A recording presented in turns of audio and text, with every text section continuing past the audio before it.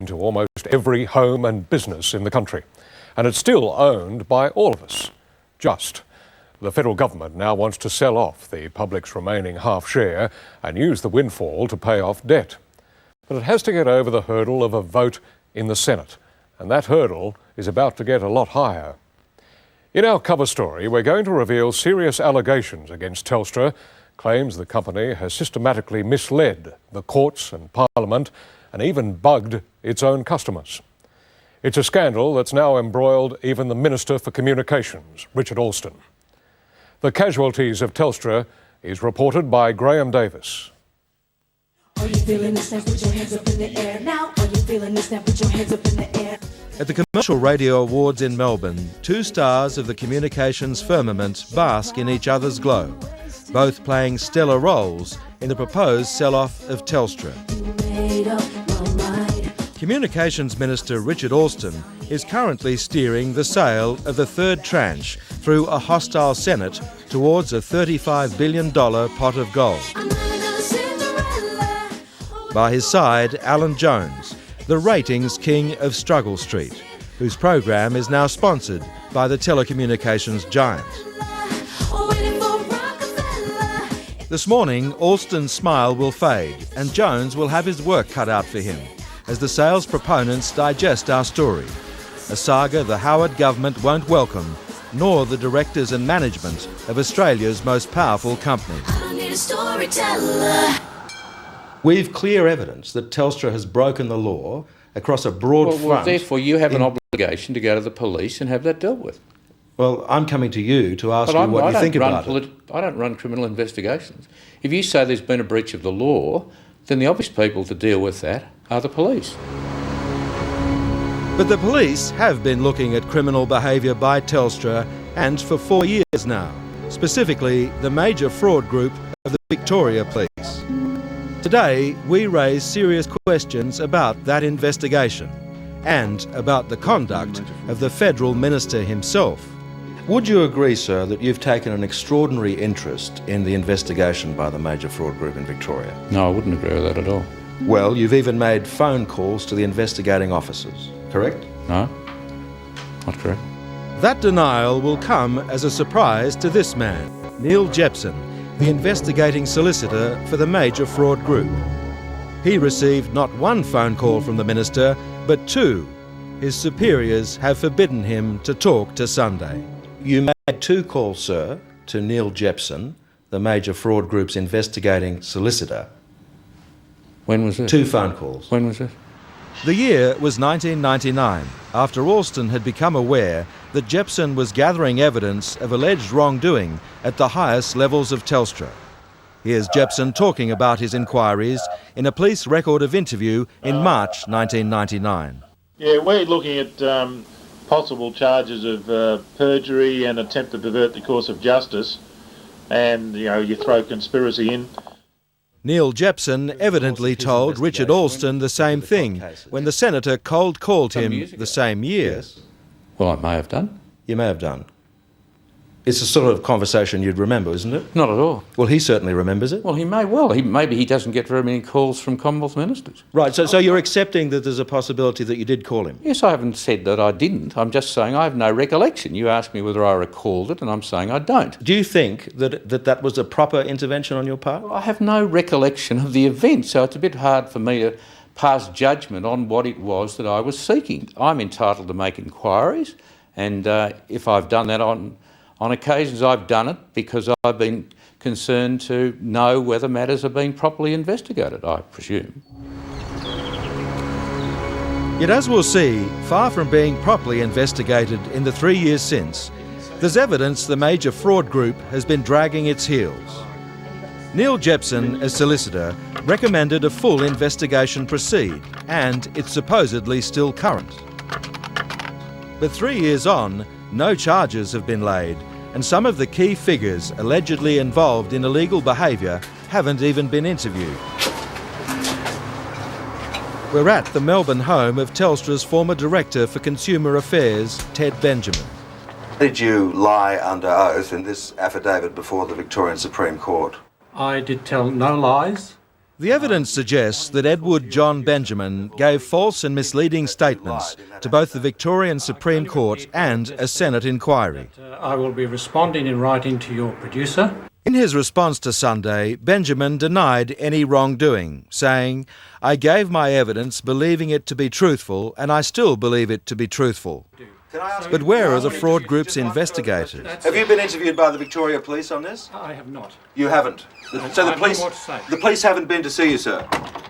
Well, you've told me the Victorian Police are investigating this. If they're the responsible authority, then they're the ones to look at it. If Commonwealth offences are involved, then presumably Commonwealth officers will investigate as well. Well, you've been given all of the material, and so has Darrell Williams, the Attorney General, and you've had it for more than a year. What have you done about it?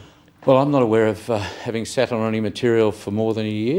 I'm aware of... all of this material has been given to you, and in fact correspondence as recently as the last couple of months has been given to us showing that you've been fully informed about what's been going on.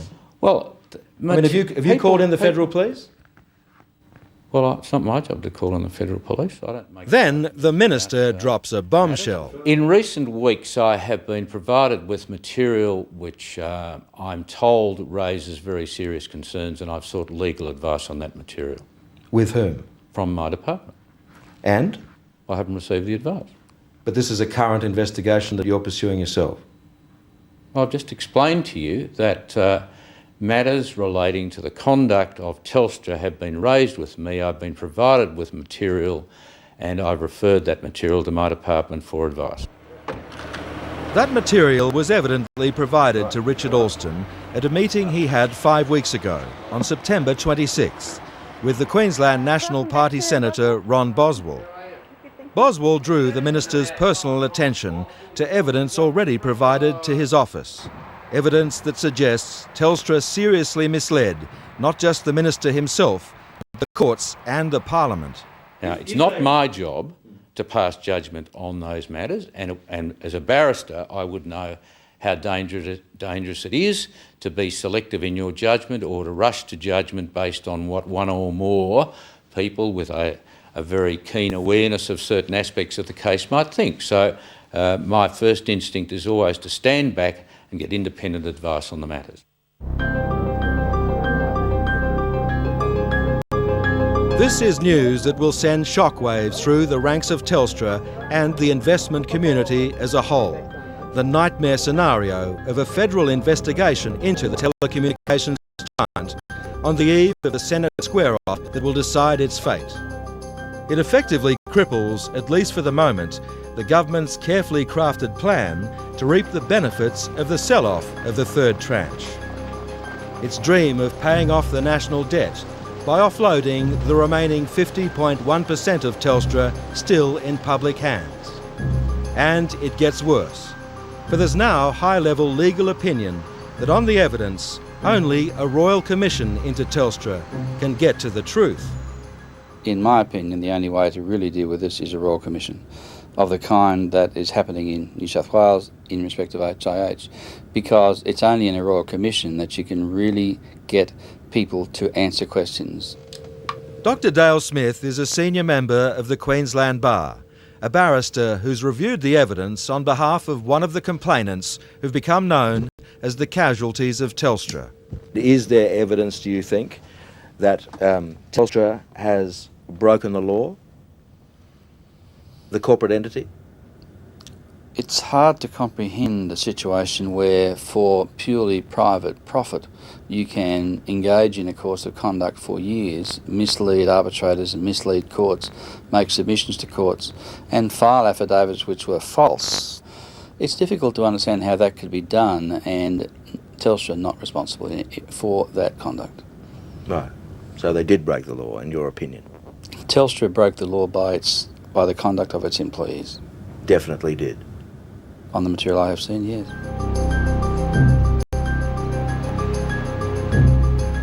As we'll see, scores of people inside and outside of Telstra have been involved over the years trying to stop this story in its tracks. The seeds were sown more than a decade ago when a group of ordinary Australians began to have trouble with their phones, the service provided by what was then known as Telecom. They became known collectively as the COT cases, Casualties of Telstra.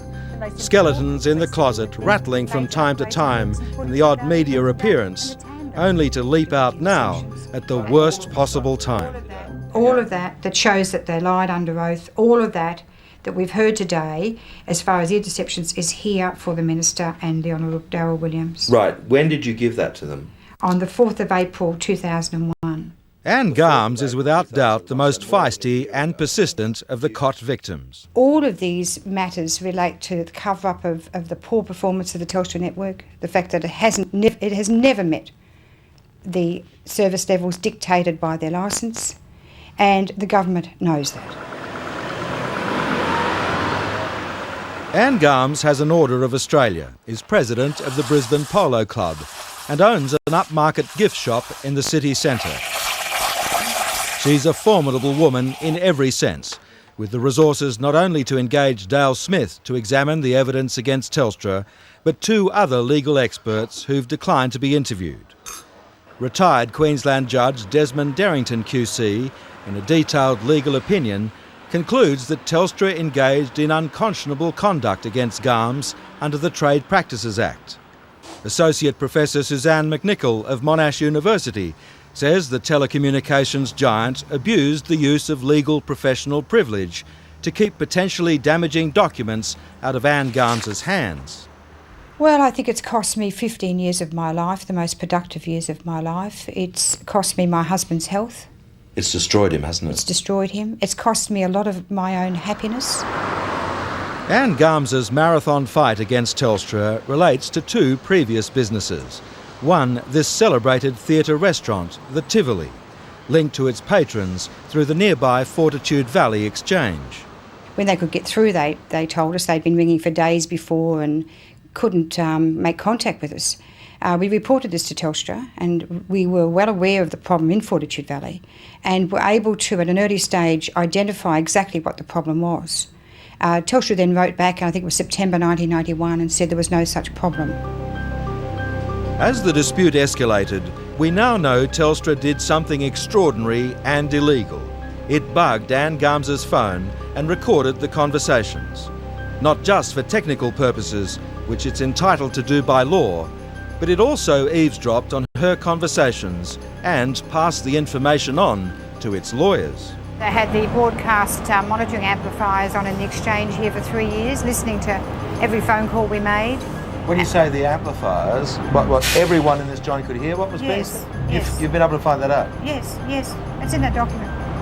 The most intimate details of your phone conversations. That's right. Telstra employees here were listening to. Yes.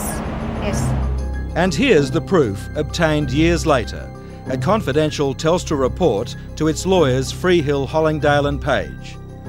Monitoring amplifiers were used. All calls monitored were business calls, such as booking tables and seeking work. At no time were there any calls complaining of not being able to contact the Tivoli. For most of us ordinary mortals, if we were to do that, we would be prosecuted under the legislation which governs recording devices on phones. It's a case of Telstra recording without the client's knowledge, without the party's knowledge, information, and then misusing that information for commercial purposes that have nothing to do with quality of service. Can I ask you as the Minister what you think about Telstra bugging the phone calls of ordinary Australians and using that for their commercial advantage? What do you think about that? Well, in principle, I certainly wouldn't approve of that occurring. But has it occurred? I don't know. Yes, it has occurred, and I've got a document here that proves it. Well, all right. Would you like me to tell you about it? No, I'd rather you take it to the police because they're the ones who deal with criminal activity. Not only did Telstra break the law by bugging its customer, it tried, and not for the first time, to cover up the fact.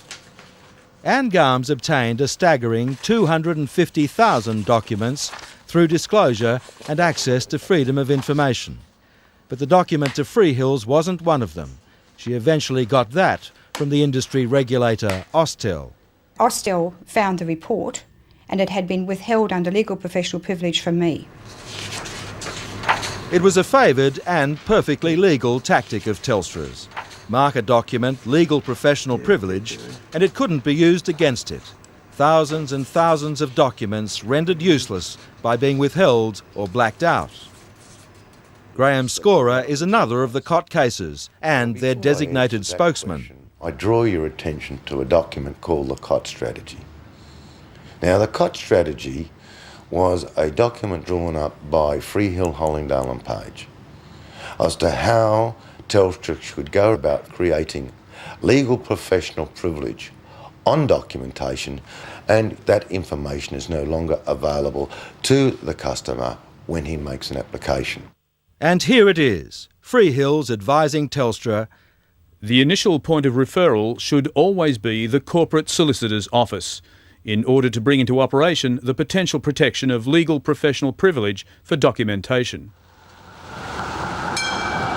Freehill's Melbourne headquarters, high above Collins Street, became the nerve centre of Telstra's fight against several of the high-profile COT cases. Up to a dozen people delegated to deal with Graham Scorer alone. So where is this exchange in relation to your building? Well, Graham, we're there, and that's the North Melbourne Exchange there. That's it? That's it. So they couldn't get your calls from there to here? Yes, and the worst part is I sit in my office every day knowing my phones weren't ringing and knowing the calls were over there, because from my office I have the same view. Scorer's problem was also with his local exchange in North Melbourne, getting the calls through to what should have been a thriving courier business. They were saying they'd been ringing us for 2 or 3 hours, and either they were receiving our phones were ringing out, or they were getting an engaged signal as though all our lines were busy. And Telstra always said that I was the only person in North Melbourne experiencing this problem. We now know he wasn't. Did you think that Graham Scorer had a case against Telstra when you looked at the evidence? Oh, certainly had a case. Lindsay White was the Telstra technical expert given the job of examining Scorer's claims. Why was he continually told there was nothing wrong? I wouldn't know that. Lindsay White was one of the dozen people assembled to fight Scorer and maintain the fiction. Telstra's direction was clear: stop the COT cases at all costs to prevent a flood of litigation. Stopped at all costs, it was used that phrase to me. We've got to stop the floodgates being opened. There could be all sorts of problems as far as litigation, and that's what we were there to try and... We're trying to stop that happening. That instruction, says White, was given by this Telstra manager, Peter Gamble, someone the Victoria Police should also have questioned, but haven't. Hello? Hello. Are you Peter Gamble? Yes. You were dealing with the COTS cases at Telstra, weren't you? So? As we'll see, there are serious questions about the evidence Peter Gamble has given in this case. There's also the question of a mysterious box in Gamble's office that Lindsay White gave evidence about to the Senate 5 years ago. That was a box of documents in Peter Gamble's office that was not made available, or Peter Gamble said, and I quote, "It's staying there." He had a box of documents that were in his office that hadn't been made available even to us. And relevant to these cases? Well, I guess there must have been. You told Lindsay White that the box was to stay there. No, I've got nothing to talk about this. I'm sorry. You also told people dealing with the COT cases. I think in the early days, I don't think that they had a chance in hell of getting fair play. Certainly, there wasn't a level playing field. There wasn't? No. Across Australia, in fact, a range of ordinary small business people were being snookered by Telstra. The problems with their phones passed off as figments of their imagination or their own fault. Brian Purton-Smith once had a party hire business, and when he wasn't in Melbourne, wanted to receive his phone calls at his country home. For 12 months, they kept being diverted to an elderly lady in Caulfield. And this poor woman was getting calls all hours of the day and night because we used to give 24-hour service. And of course, you have a wedding or a 21st birthday and you've got no music, well, it ruins the party. So I was pulling out the chequebook and giving customers refunds. It was the beginning of a long battle with Telstra that eventually sent Brian Purton-Smith broke. He once had a wife, the strain of it all obvious when the small business program caught up with them in 1995.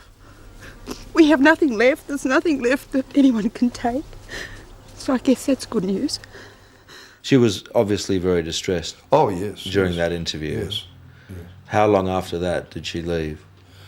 Well, the farm was sold in about October 95, and when the farm was sold up, well, we stood there and watched it go. She just said, well, you know, you go your way, I'll go mine, goodbye. So off she went. Brian also once had a son, Simon, who worked with him in the business. He became very distressed about the whole thing because he could see his world crumbling around his ears, and he just deteriorated. He made several attempts on his life, and then he got involved with heroin and finished up injecting himself on the way home from work one day, and by the time they got him to St Vincent's Hospital, he was brain dead. And that was it. How much of that do you blame on Telstra? A lot. Because he worked his guts out in the business. It wasn't a 9 to 5 job. He worked, you know, from 8 in the morning till 11 at night, 7 days a week with me. And he started even as a young kid, you know, working in his spare time. And he just saw everything go. To be fair to Ziggy Switkowski, Telstra's current chief executive, it was all before his time. But Brian Purton-Smith still wonders, is this what Telstra means when it says the customer is its first priority? How do you feel about Telstra now? Just hatred, pure hatred. I think it does constitute a dark stain on Telstra's corporate image. In part 2, evidence that suggests Telstra may have misled not only its customers but the institutions designed to protect them, the Minister and the Parliament and the Victorian Supreme Court. Plus the explosive tape that suggests it also misled the COTS arbitrator, the man trying to broker a settlement by getting to the truth. Telstra withheld evidence exactly the same as withholding evidence from a court, and it's not the judge who looks silly, it's the people who've been caught red-handed, if that's the case.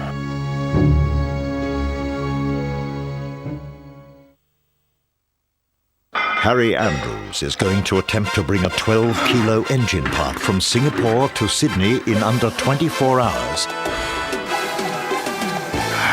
using only the index finger on his right hand. 120, 121. I'm ready. DHL Import Express. One call gets you almost anything from just about anywhere, door to door. DHL, the pulse of business. It's an Australian residential icon. It's harbourside living in the very heart of Docklands. It's quality that is 5-star. It is Victoria Point Apartments, and it's yours from $295,000. Divine, one of Australia's leading developers, is proud to present Victoria Point from just $295,000. Docklands lifestyle, Divine quality, now that's a winning team. Victoria Point, a residential address that says you've arrived. Meneers is one of Australia's most established authorised BMW dealerships. I am passionate about employee satisfaction because it leads to customer satisfaction. At Meneers, we are always striving to be better today than we were yesterday.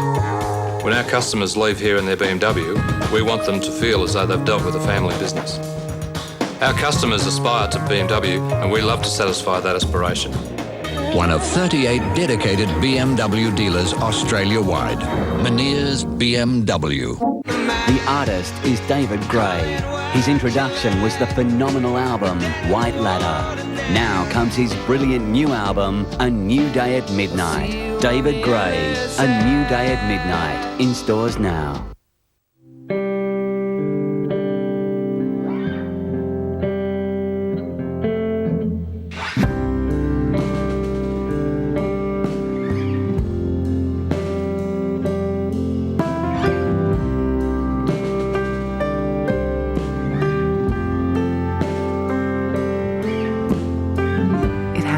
In the blink of an eye.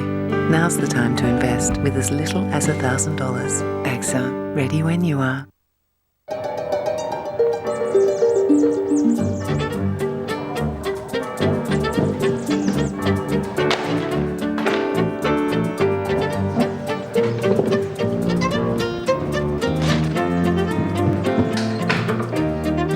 Remember when dreams were easy?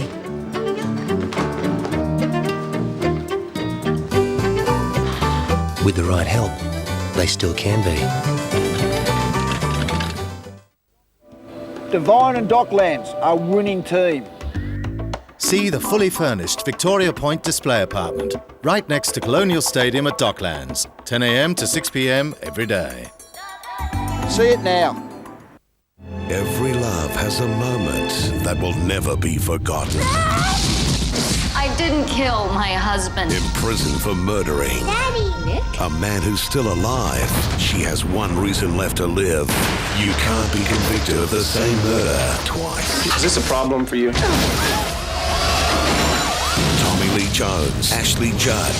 You shoot me, they'll give you the gas chamber. No, they won't. Double Jeopardy premieres 8:30 tonight on 9. Much of the documentation obtained by the casualties of Telstra in their long fight against the carrier was acquired under freedom of information laws that apply to government departments and to companies. Many opponents of the final sale of Telstra point out that that avenue of redress will be closed off if Telstra is fully privatised. But as Graham Davis reports in part 2 of our cover story, freedom of information counts for little if vital information is withheld. Alan Smith is another so-called casualty of Telstra. His relationship with the telecommunications giant as stormy as the winds that sweep off Bass Strait onto what used to be his holiday camp at Cape Bridgewater in Victoria. I purchased my business, Cape Bridgewater Holiday Camp, in around February 1988. And within about 4 or 5 months, we realised that there was a problem. The fact of friends, mail outs, customers were saying they couldn't contact us. Again, it was a problem in the local exchange. 14 years on, Alan Smith is still fighting Telstra from his new business, a bed and breakfast next door, trying to overturn the arbitration process that settled his claim for a fraction of what he believes he was owed. Your arbitration was done by a guy called Gordon Hughes. That's correct. Right. Melbourne lawyer Dr. Gordon Hughes arbitrated not only Alan Smith's claim against Telstra, but those of other COT cases like Graham Scorer and Anne Garms. We have documentation now, don't we, of Gordon Hughes complaining to the then Ombudsman Warwick Smith that there were deficiencies in the process of hearing your claims. That's right. For a start, says Alan Smith, 700 relevant documents weren't produced by Telstra until 2 weeks after the arbitration process was over. There has to be an inquiry. An independent inquiry, a judicial inquiry, would show that the COT arbitrations was a farce. But it goes further, for we now know the arbitrator was misled. The entire process bastardised by Telstra. Dr. Hughes wouldn't be interviewed, but here he is telling the police 3 years ago about the potential gravity of Telstra's conduct.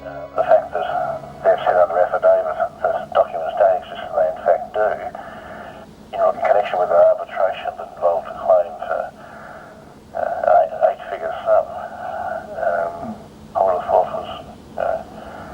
could be regarded as significant. Dr. Hughes is on a speakerphone at the major fraud group in Melbourne, discussing what may or may not have happened at Telstra's Fortitude Valley Exchange in Brisbane.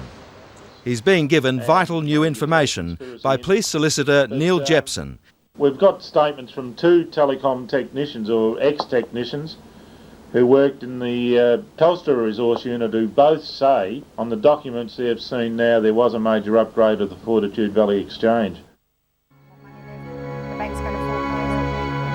The importance of this is that all along, the Fortitude Valley Exchange has been at the heart of Telstra's long-running dispute with COT case Anne Garms. She claims a 200% increase in the number of calls getting through to her business in just one day in 1993 shows a major upgrade occurred at the exchange and proves her case of a problem before that. Yet to this day, Telstra denies that upgrade ever happened, and the arbitrator accepted its version of events given under oath. Evidence regarding the upgrade was, as I recall, a major sort of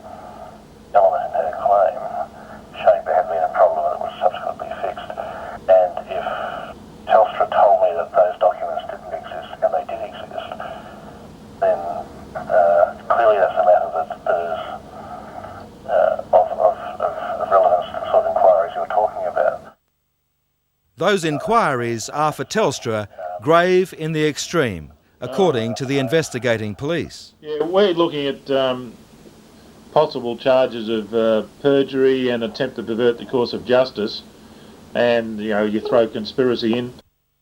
If there has been an upgrade, Dr. Hughes clearly acknowledges Telstra is in big trouble. Telstra was quite specific in saying that there hadn't been a major upgrade in September 1993, and if what Telstra told me in that situation was incorrect, then that was certainly a misleading statement. The Victoria Police now say the problem they have in laying charges is identifying just who in Telstra is culpable. Would you mind opening the door? Why? So I could talk to you? But why haven't they called on the reclusive Peter Gamble, the Telstra executive who handled the COT cases? No, I've got nothing to talk about this. He was a person upon whom Telstra placed great reliance, and although I have never met him nor spoken to him, my reading of the documents, and there are lots of them, indicates he played a very important role. Right. He was in a position to know, and if he didn't know, which would surprise me, he ought to have known. This is the affidavit Peter Gamble swore on oath in the arbitration in 1994. The claimed major upgrade, he says, did not take place. But that's grossly at odds with this, a letter to Gamble in 1993 from a senior Telstra engineer in Brisbane outlining what he calls major work occurring in the exchange. In a statement to Sunday, Gamble denied misleading the arbitrator. If my evidence was not accurate, which I deny, then this inaccuracy was certainly not deliberate.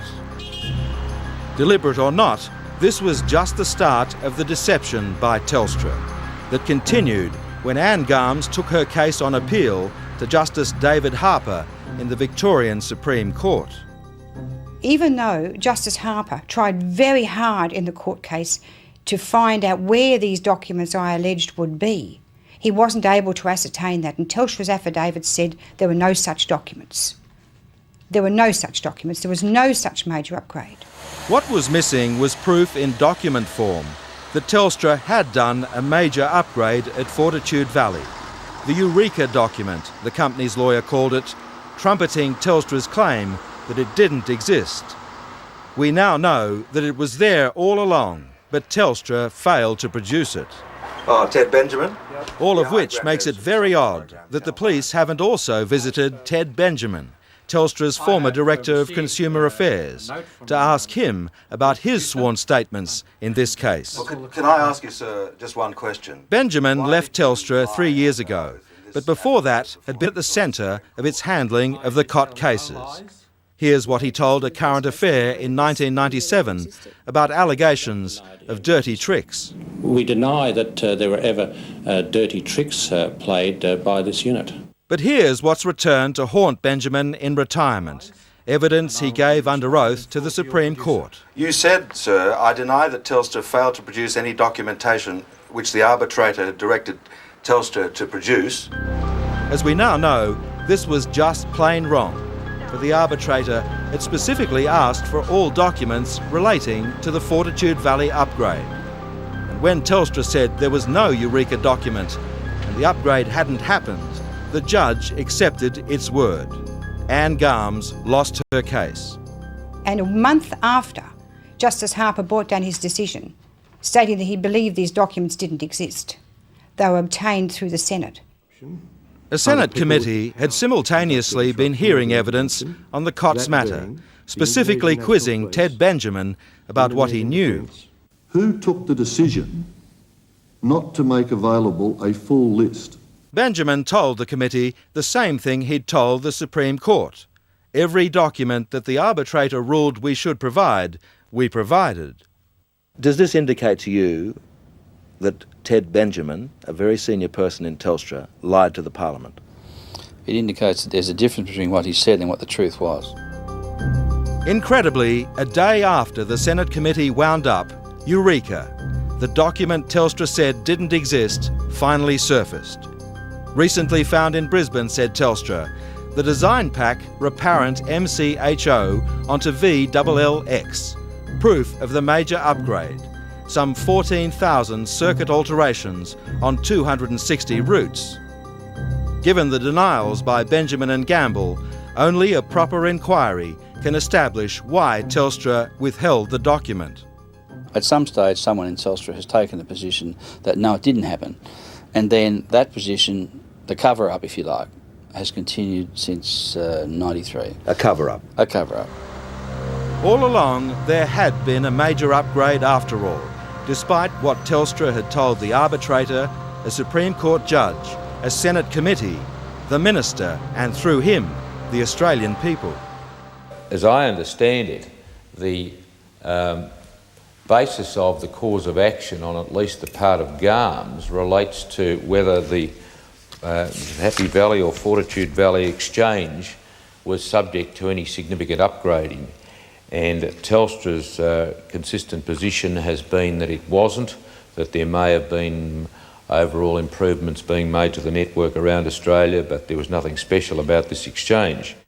Even at this early stage, in March 1999, Richard Alston gives every indication he suspects Telstra's claims to be false. It would seem that a document has subsequently come to light, and that document does concede that there was a significant upgrade. And around this time, it seems, Alston decided to make personal contact with Neil Jepson, the Victoria Police investigating solicitor, though he'd have us believe now he can't remember the calls, let alone the details of their two conversations. Do you understand that given the seriousness of the charges against Telstra that they were investigating, perjury, conspiracy, an attempt to pervert the course of justice, that it seems quite extraordinary that you can't recall that those conversations?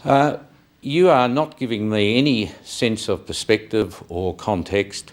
I do not recall having made any calls, certainly in recent times. I may have over the past 10 years, because these issues, and I presume this is in the context of COT cases, these issues have been around from time to time, and they bubble up from time to time, and people ask me what I'm doing, what am I concerned about it.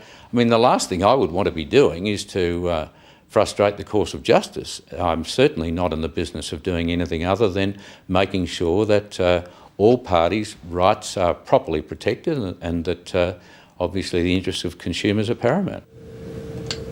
But for Dr. Dale Smith, the barrister engaged by Anne Garms to examine the evidence in this case, Richard Alston has some serious explaining to do. Does it surprise you to learn that Senator Alston called Neil Jepson personally twice to discuss this case? It would astonish me if that were true. If that's true, it would be a very surprising thing to find a minister responsible for such a large public organisation speaking to the policemen who were investigating the probity of that very organisation. That really is extraordinary. And equally extraordinary is what seems to be the minister's sanguine attitude to Telstra's alleged misconduct. Are you aware that on the evidence that Telstra misled the arbitrator, Dr. Gordon Hughes, misled the Victorian Supreme Court, misled your own Parliament, illegally bugged the phones of its customers? I'm aware of allegations to that effect. I've had that put to me fairly recently.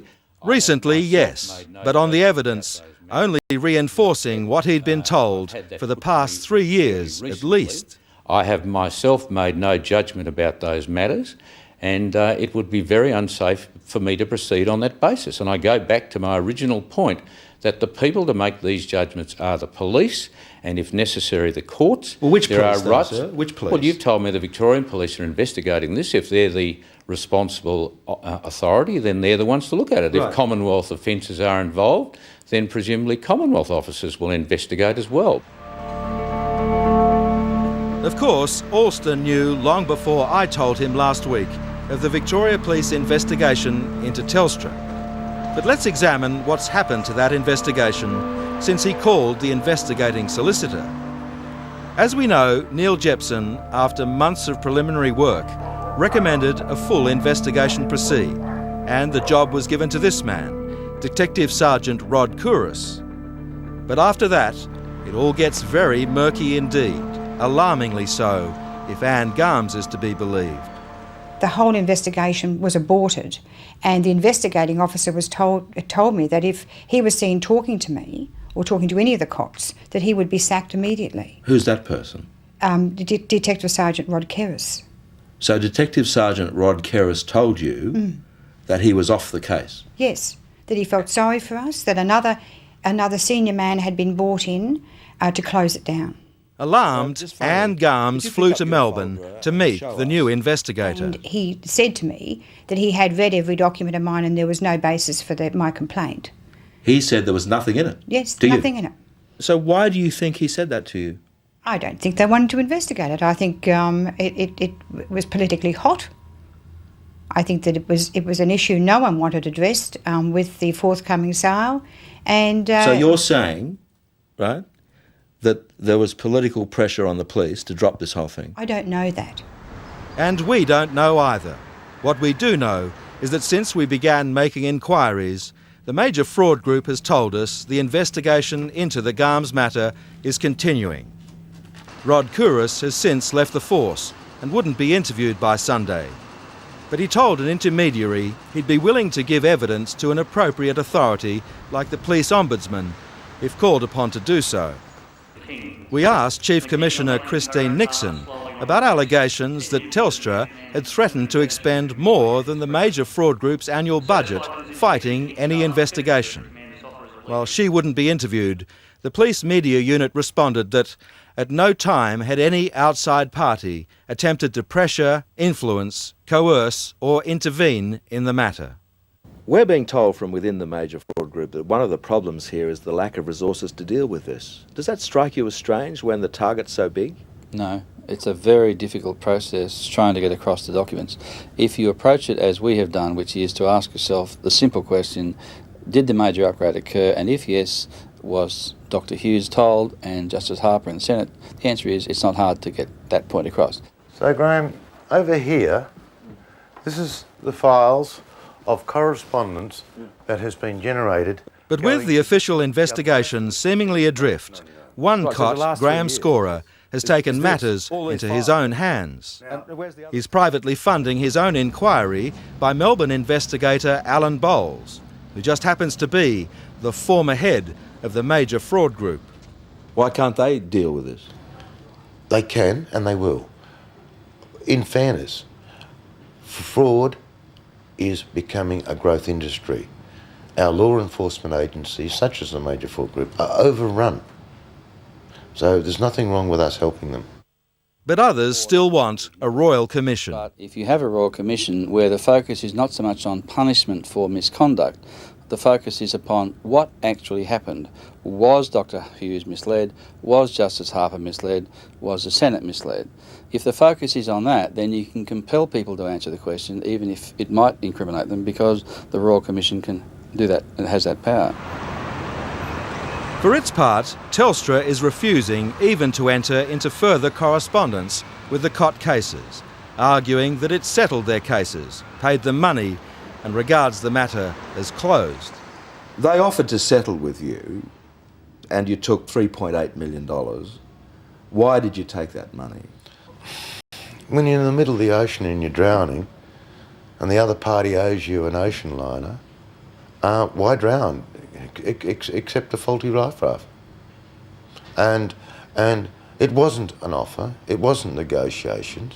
What Telstra told me at the time is, you cop this, we're not prepared to pay you that, you cop this. I had nowhere to go. If the settlements were procured by conduct which was unconscionable at the time, then the settlements themselves that they refer to can be set aside. The difficulty that everyone faces as a litigant is who's going to pay. This story was to have aired last Sunday, but was stymied at the last minute by Telstra. Chief Executive Ziggy Switkowski had declined to be interviewed or delegate anyone else to appear, nor did he respond specifically to 20 questions we'd asked relating to the matters we've disclosed. But then, late on Friday, came this letter from Company Secretary Douglas Gratian, questioning the whole basis of our claim that Telstra had withheld the so-called Eureka document. Telstra did not produce this document as it relates to the Mitchelton Exchange, located about 8 kilometres away from the Fortitude Valley Exchange. It does not relate to a major upgrade at the Fortitude Valley Exchange. So, we engaged an independent telecommunications expert, Malcolm Moore, to assess the document. Was this a major upgrade at Fortitude Valley or not? There was a major upgrade, yes. No question about that. As far as I'm concerned, it looks to me as though there was. So, only a truly independent inquiry will establish whether the new Telstra has exorcised the ghosts of the old.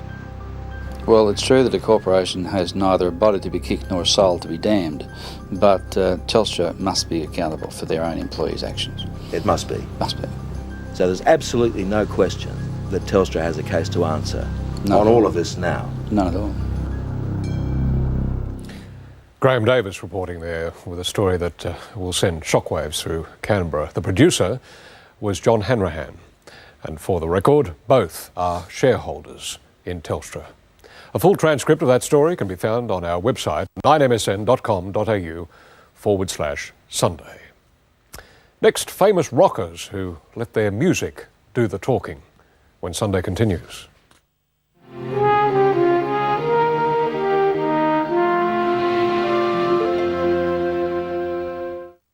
What I've asked for is to get what I've paid for. Car warranties, driving consumers up the wall. They were saying that it wasn't their responsibility. Repairs that cost you a fortune. I think I'm up to $4,300. Find out your rights and how to make them pay. There is no doubt that consumers are being pushed around. Plus our week-long health blitz. Improving people's knowledge about health impacts their behaviour. Good medicine every night for the whole family. Anything that motivates kids is good. Nissan presents a current affair.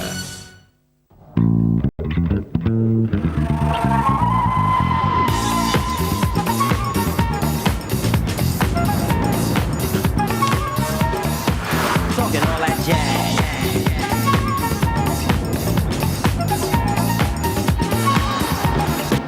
Talking all that jazz. Talking all that jazz. Talking all that jazz.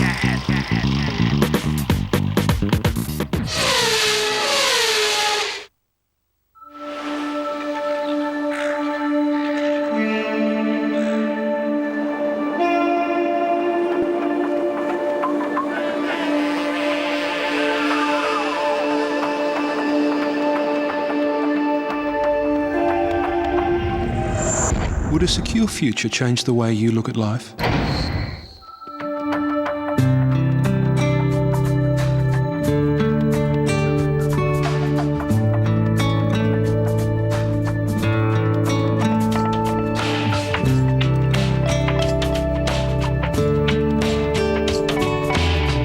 Choose your future and change the way you look at life. Invest with Perpetual. You got it.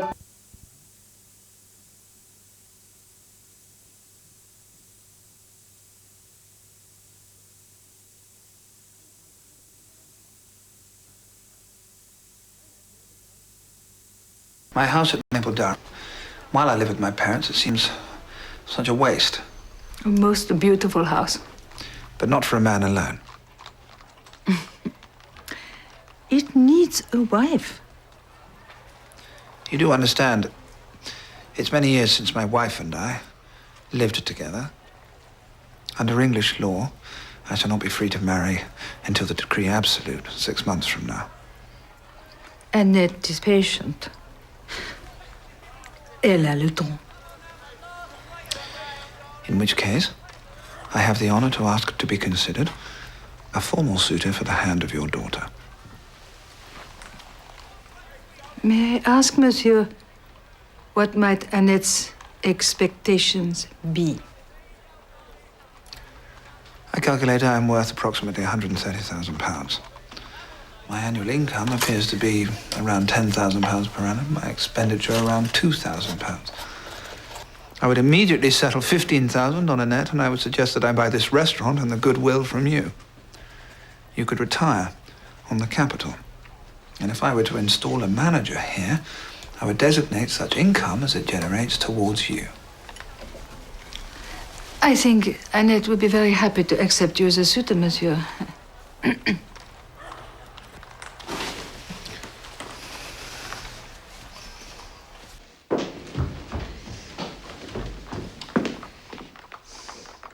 It was quite straightforward in the end. Decree nicer. Then it's over, dear boy. Not before time. Were they in court? They're abroad, somewhere. I was fond of her. Always have been.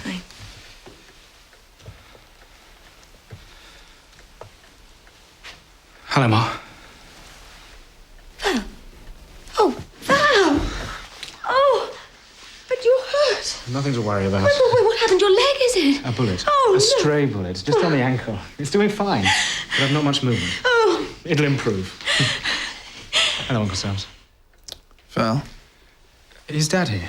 Yes, I'll send for him. No, I just wanted to know, really. Right. Well, come and sit down. Tell us, does this mean you're discharged? Yes. Oh, thank God. Yes. I was very lucky. It wasn't soldiering. It was burning farms. Awful business. They hated us, and who could blame them? I was lucky to get out with just this leg. And frankly, I was glad to. A little sympathy with our actions. Right, well, I think I'll... Actually, Uncle Sam's, I'd prefer you to stay. You see, my leg isn't why I came back. Of course not. You're discharged. And not that either. The thing is,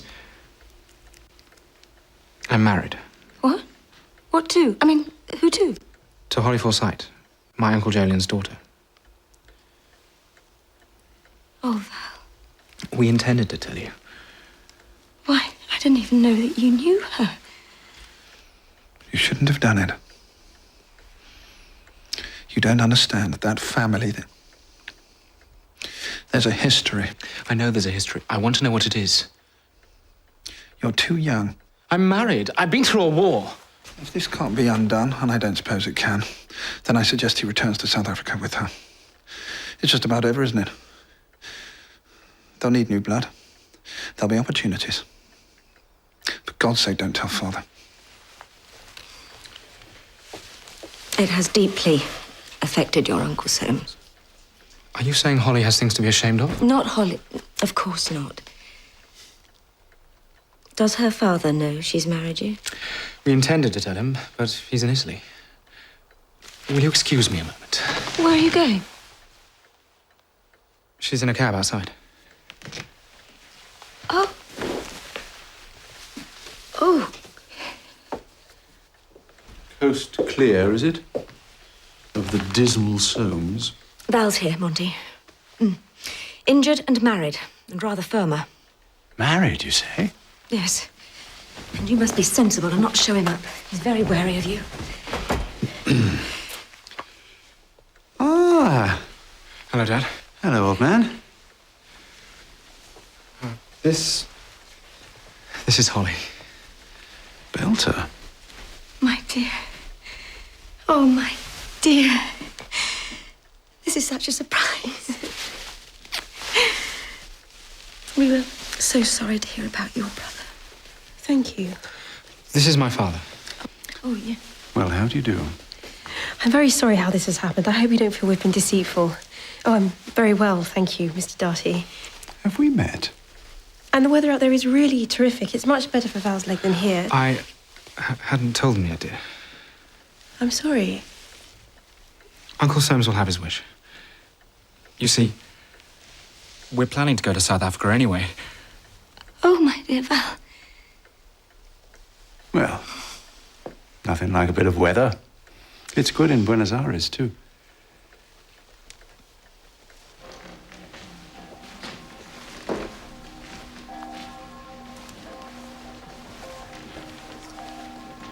Father? Mother? This is Mademoiselle Lamotte. How do you do, Mr. Forsyte? Did you have a good crossing? We've lost our queen. Did you know? Well, yes. It's the end of an era. Have to start all over again, you see? That's where you come in.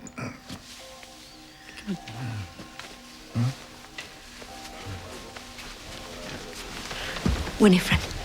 How do you do? How do you do? My sister. How kind of you to wear black. Most respectful.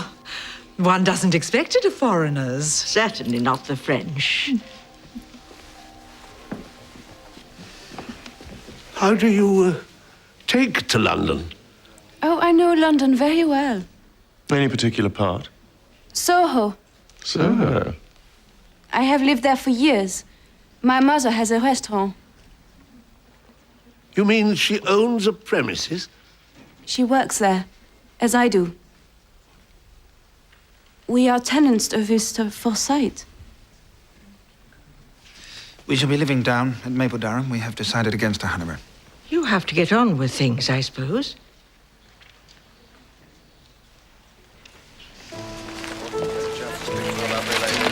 That's Monsieur Darty. Je n'aime pas ce type-là. No, by George. But your aunts are amusing. They are also infernally rude. You shouldn't mention Soho, you know. It's got rather a reputation. And this business about the restaurant, you need to understand it.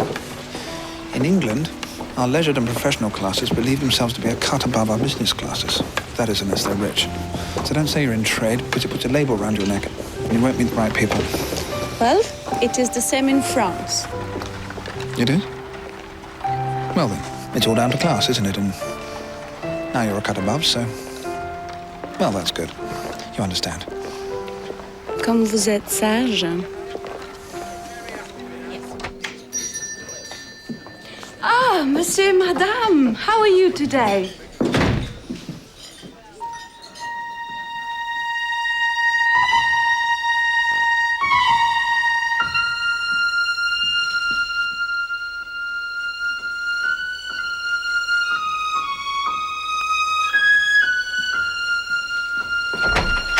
Are you being looked after? Yes, yes. Gustav. Excusez-moi. Soames, whatever is it? Those people. Monsieur and madame, they come often. They do. Yes, what is the matter? Ask them to leave. No, I cannot. Why should I? They are not respectable. What? They are not married. Coming in that condition. Oh, but of course, you are serious. Throw them out at once! No! Annette! No! Do you disobey me? Yes.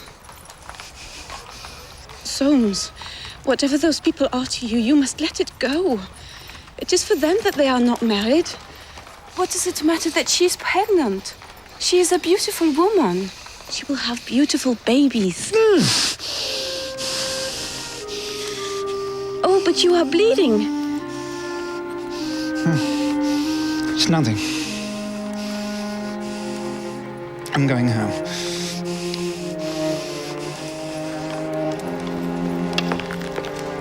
Good night, Soames.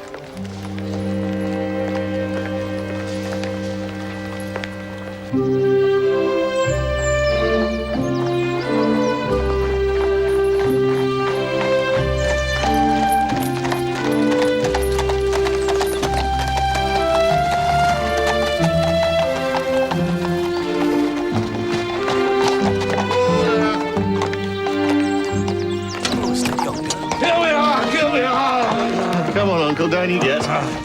How's this for a wiki up, eh? You been here before? I wasn't asleep, you know. Absolutely, Uncle. Enchanté. Mrs. Small. Annette. Miss Forsyte. Oh, my dear. It's a lovely house, lovely house. Aren't you so lucky, my dear? Isn't she, Esther? Caught up in my cape. It's a beautiful house, so tasteful. Soames, of course, exquisite taste. So, oh, my captain! We had a pheasant! We had a blasted pheasant! 12 for supper, tell cook. Never again. I must look a fright. Dreadful things. We never bothered with them in my time. Hello, man. That's a ridiculous invention. Bang!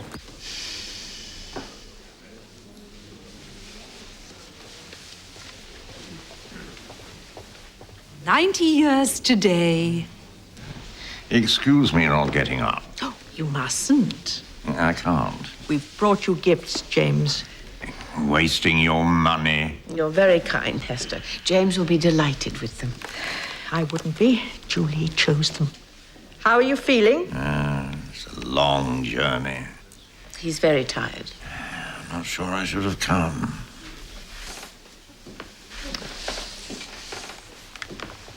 Come on, Dad. You're not 90 every day. There's life in you yet. No one else has reached 90. Not Anne or... Happy birthday, Daddy. You look marvellous. Happy birthday, Grandfather.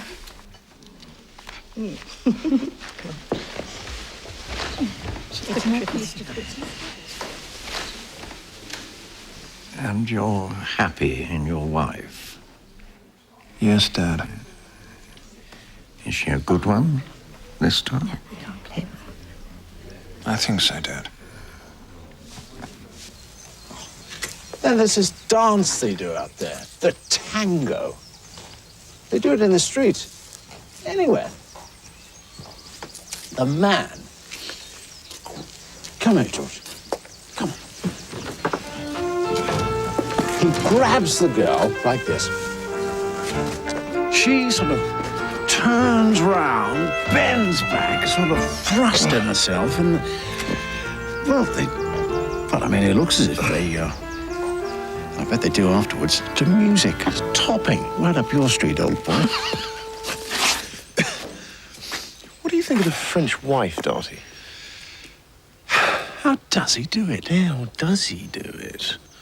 Well, at 6 to 4, a little Jolien before a little Soames. No takers. You're only a few years older than me, yet you're already married and everything. Isn't it extraordinary? You will soon be thinking of finding someone. Why did you pick Uncle Soames? You don't think I should have? Do you love him?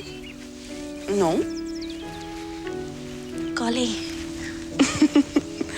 I wanted a good husband. I want children. I want a comfortable life. I believe Soames will give me these things. Love, it is good, but there are things apart from love.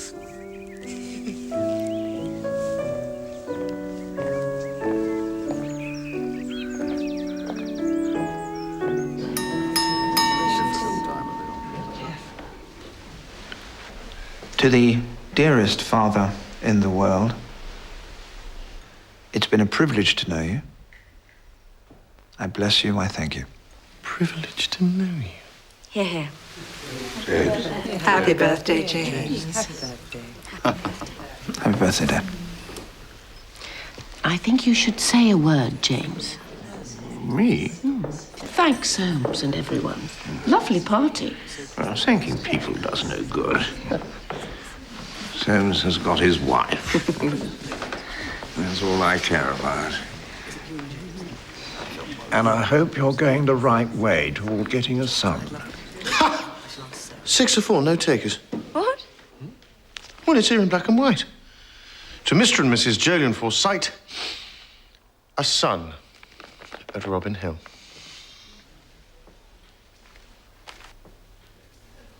Irene has had a son. What did I tell you?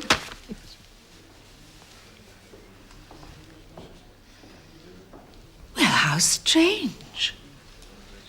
It only seems a month or two since we read of their marriage. It is only a month or two.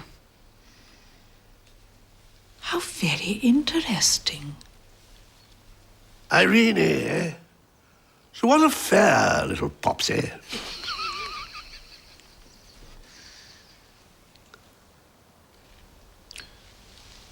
Well,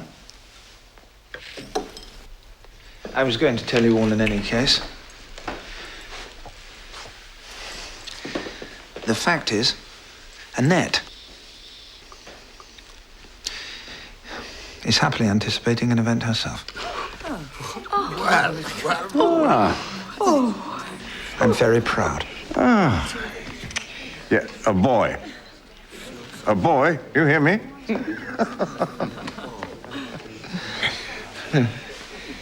It has to be a boy.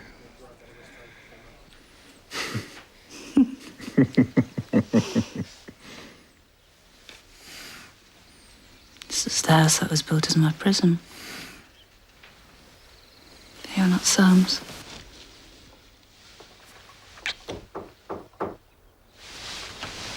Come in, Nora. Not Nora. Oh, my word. June. Hello. Oh, well, I thought I was a surprise for you, but it's wonderful. It's so wonderful. Let me take this.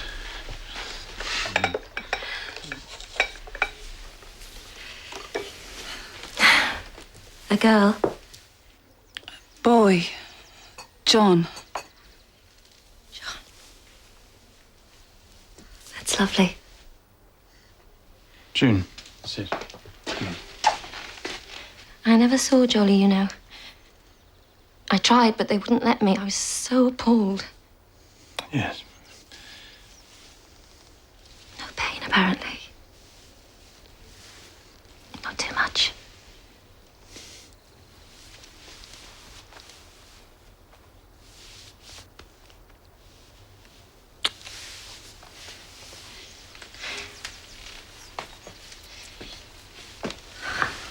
Oh. Isn't this awkward? Would you like to hold him?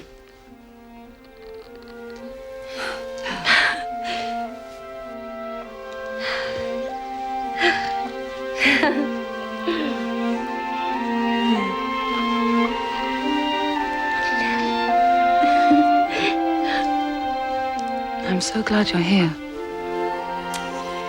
This is one man I'm very pleased to know loves you.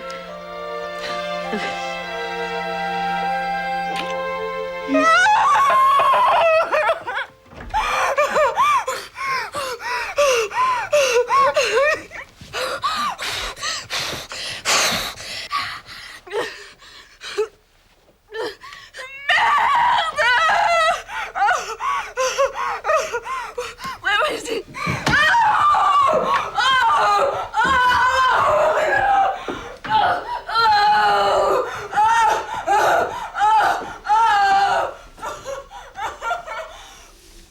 What's happening? You've a choice. And not an enviable one. If I operate, I can save your wife. But you'll lose the baby. If I don't operate, the baby will almost certainly live. But at a great risk to your wife. A grave risk. Either way, she'll never have another baby. Be happy till he gets it. He won't be happy till he gets it.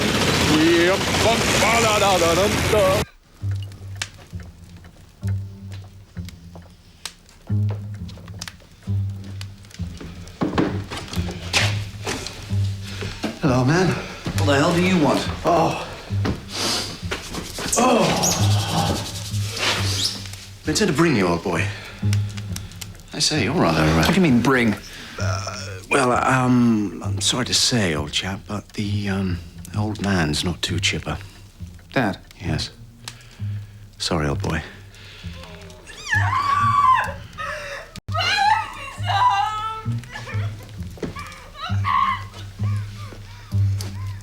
My wife might be dying up there. The doctor says he can save either her or the baby, not both. Good grief. Sorry, old chap.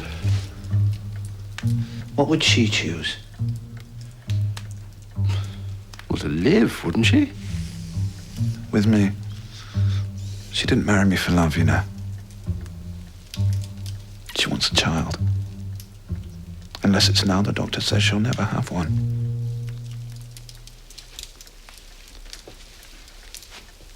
Now there's Dad, too. Well, it's a rotten show, old boy. That fellow, Julian. He had children already. And now he has the woman I want and a son by her, yet I'm asked to destroy my own child. And that can't die. She's strong. I need a decision. How is she?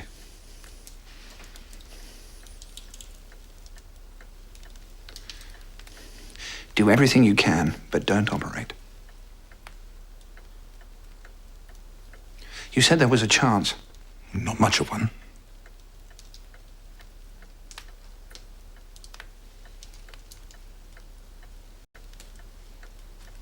She's young. She's strong. Don't operate. Very well.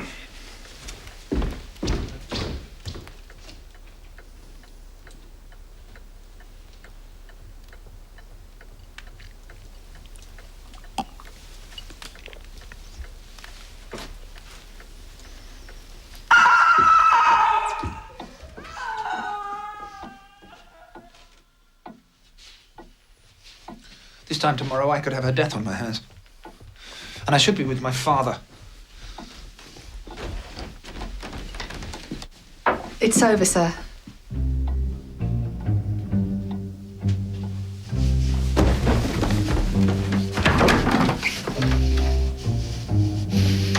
Well? You made the right choice. Both alive. They'll be all right.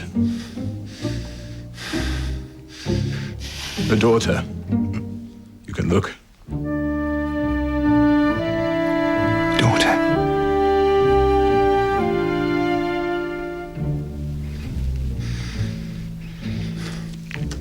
I have to go.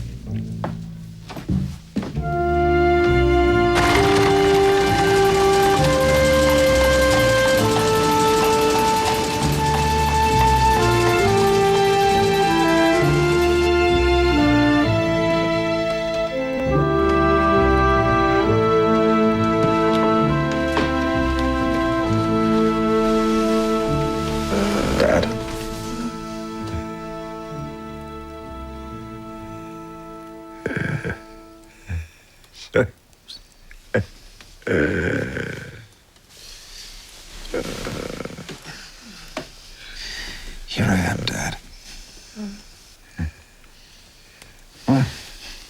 News.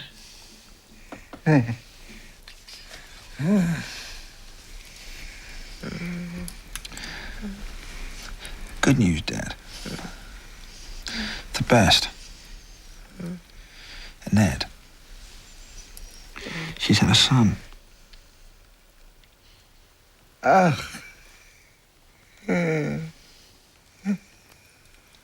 This is awful.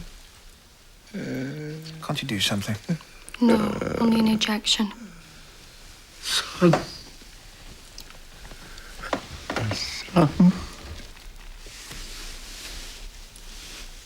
Yes, Dad.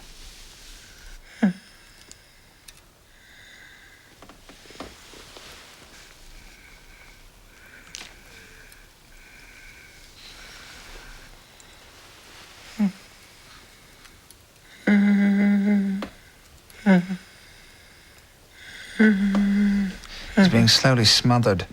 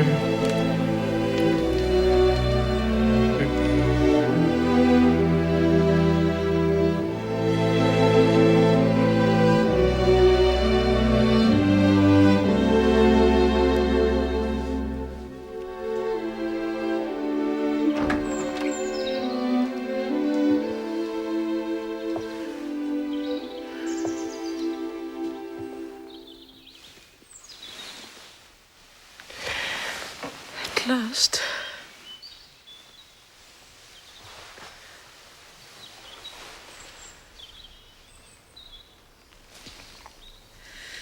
I suffer terribly. Terribly. I know. Thank God I can't have any more. I suffer too much. Shh.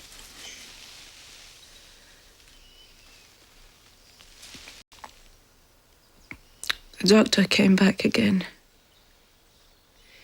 He said I would get better. There's no more babies. Yes.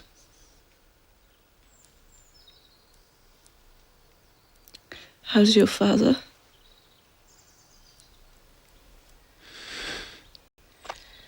He died. Last night.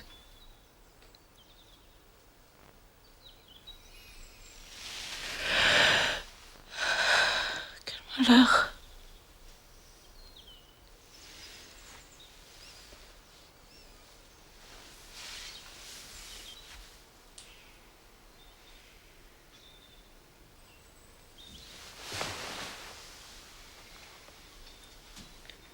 Don't you want to see our daughter?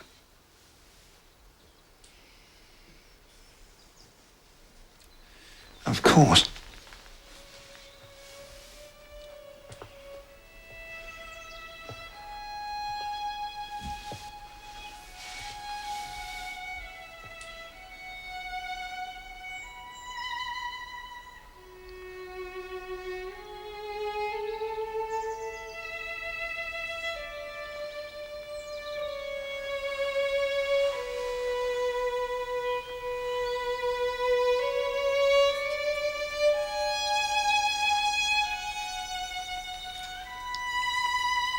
You can hold her.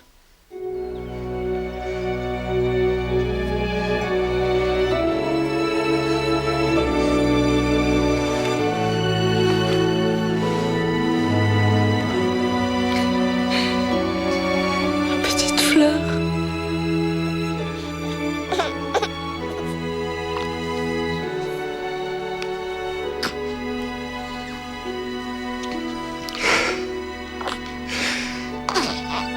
Fleur.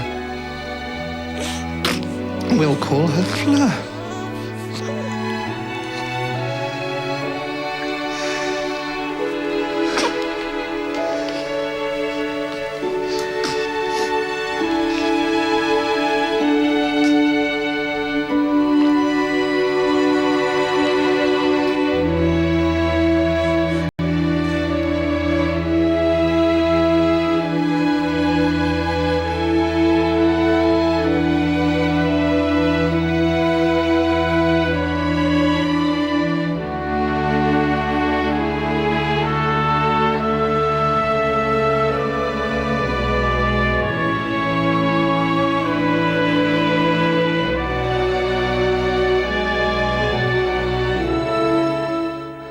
We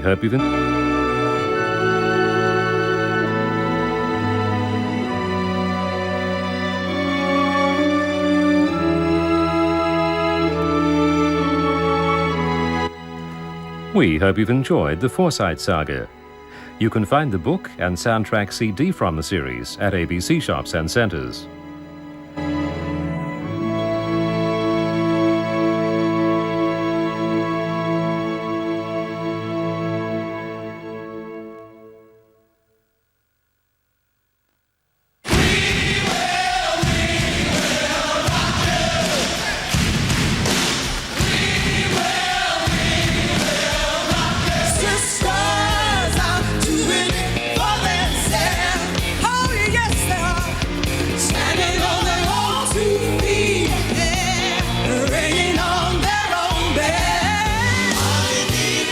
special encore screening of the Queen's concert, Party at the Palace, next Sunday.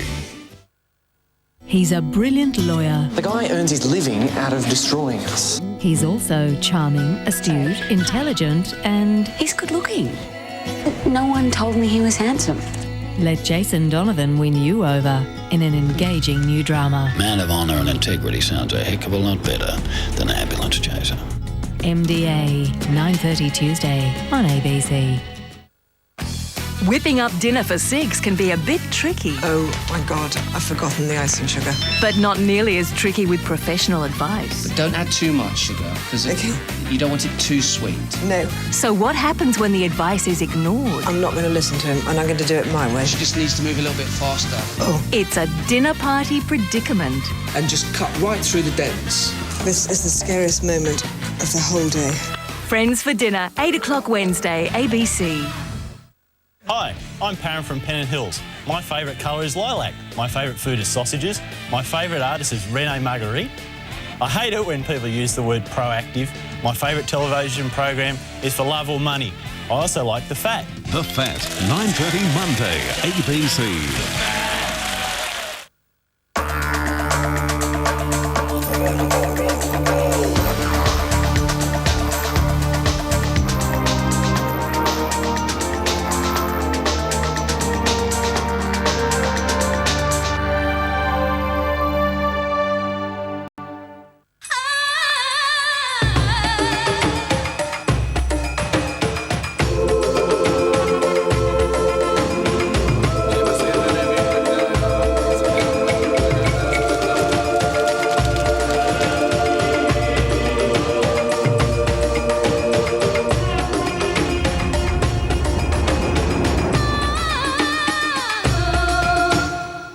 Hello, I'm Geraldine Doog. Welcome tonight to Compass. It's fair to say we live in an overtly sexual society. For many people, sexual activity starts at school, and sex outside marriage can be accepted as the norm. Peer pressure on teenagers now is to lose their virginity because it's not cool to be a virgin. Not so long ago, if a couple lived together without being married, it was known as living in sin. Whereas today, 60% of couples cohabit prior to marriage, and trial marriages enjoy widespread public endorsement. But changing social values, along with relaxed attitudes to sex, have been blamed by some people for the rise in sexually transmitted diseases and unstable relationships. Baby boomers are the most divorced generation in history, with 46% of marriages ending in divorce over a 30-year period. Disillusioned with the mores of contemporary society and the impact on relationships, some young people are looking for a different framework by which to live. They're now making a decision to save sex for marriage, a decision clearly countercultural in contemporary Australian society. I don't think that God's put hormones in us to drive us crazy. They're there to bless marriage. There's certainly some times where, you know, you feel like biting your pillow, it's true. But as I said, it comes back to the choice of I'd rather pay a bit of a price now in making some tough choices. I didn't have unrealistic expectations. My wedding day was the best day of my life. It's not something to throw around. It's not a sport. It's not something, you know, you stick on your tracksuit and I'm going down to the gym to have some sex.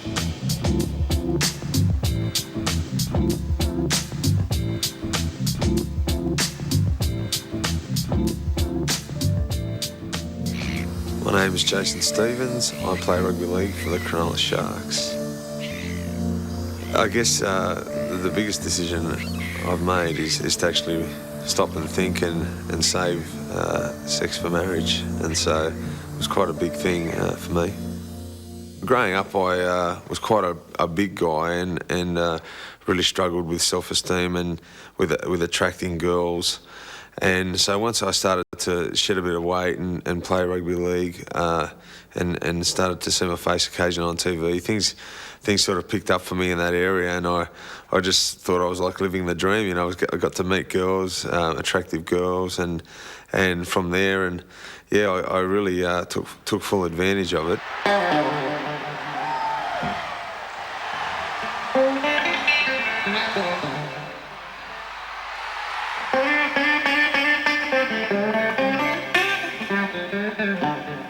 I just seemed to be going in a sick cycle where it was just kept going from one relation to the other, and it was the same problems, the same insecurities, and so I did something in my life that I'd rarely ever done in relationships, and it was stop and think.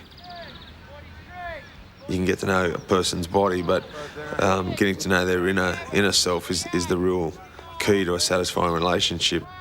And so I saw abstaining from the physical, the best way to build trust and maintain the longevity of the relationship. I find by having sex before marriage, it's a false type of intimacy where you become familiar with the person's smell, their body, the physical side of the relationship, and you mistake that for what you're really seeking, which is real intimacy, which is intimacy, I guess, defined as the capacity to be real with somebody else. And really that's got little to do at the start with the physical.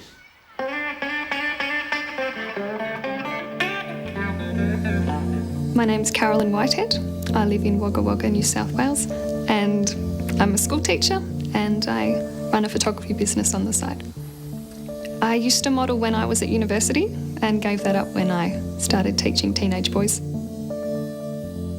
My mum taught me all about sex when I was 2, maybe even younger. I've always known. I never believed babies came from cabbage patches or anything, or stalks. But I remember being 11 years of age, lying in my bed, saying, it would be nice if I was a virgin on my wedding day. That would be sweet.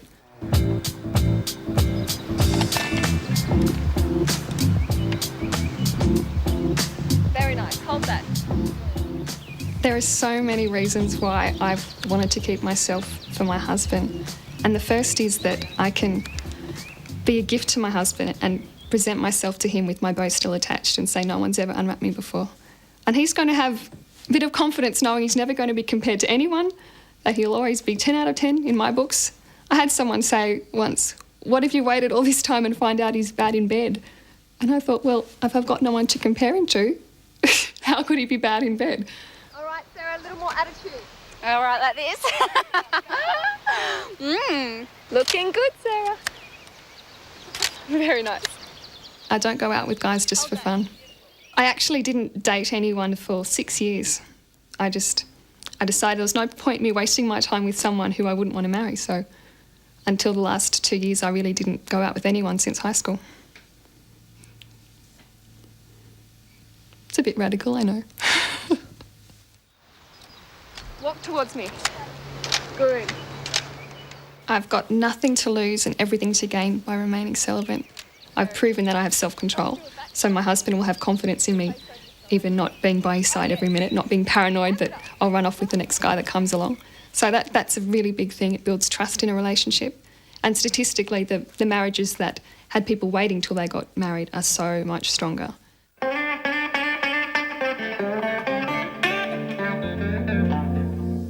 I'm Daniel Dominguez. I'm a sculptor. I've decided I want to try and abstain from sex before marriage. That may be impossible for me to do in this day and age. And if it is impossible, then at least I will make a decision with the understanding of what sex before marriage is and does to a relationship. It's very important to have sexuality in a relationship. But I don't think you necessarily need to have sex in a relationship. If you need to have sex in a relationship, then you can get into a bit of trouble. I think it does get in the way of a relationship developing in some way.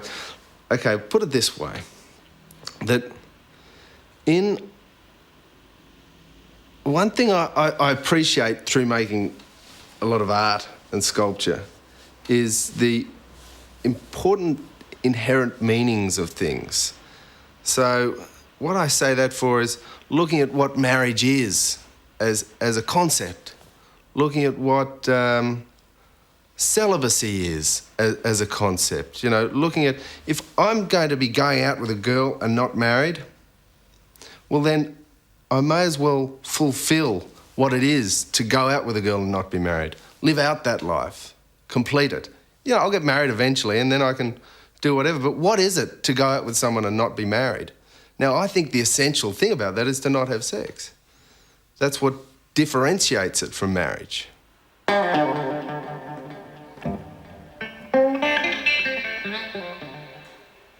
I say these views to people, they think I'm mad.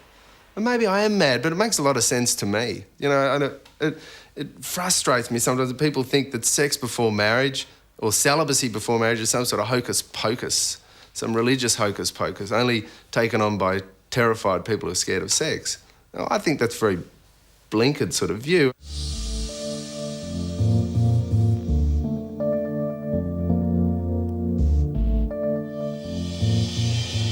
The idea of chastity before marriage is more or less universal, which is to say we find it in many different cultures, many different religions, not only the historical religions, but also the primal non-literate religions. But of course each culture, each religion gives it its own particular twist.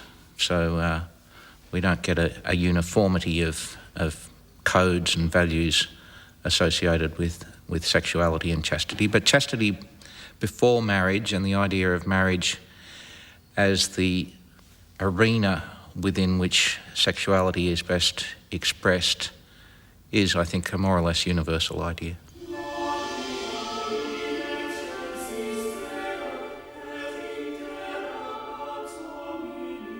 Well, the idea of abstaining from sex before marriage originally comes from the book of Genesis. The very introduction to the concept of marriage comes in the 2nd chapter, which talks about a man leaving his mother and father, cleaving to his wife, and the two becoming one flesh. It's what we might call the leaving, weaving and cleaving principle. And that sense in which the one flesh relationship is to be held and kept for marriage. It's when the man leaves his parental home and establishes his new home with his wife, and it is there after they've grown together, that's the cleaving aspect, that there the expression of their mutual love and companionship finds its climax in the sexual relationship, which, as it were, is a symbol of the union that exists between the two of them. Let's take Hinduism and Buddhism. In some ways they are closer to Christianity because they do have the tradition of celibacy within the monastic orders. It's a very unfashionable idea, but a very important one in these traditions, that renunciation, the voluntary giving up of certain things, including sexuality, is spiritually liberating.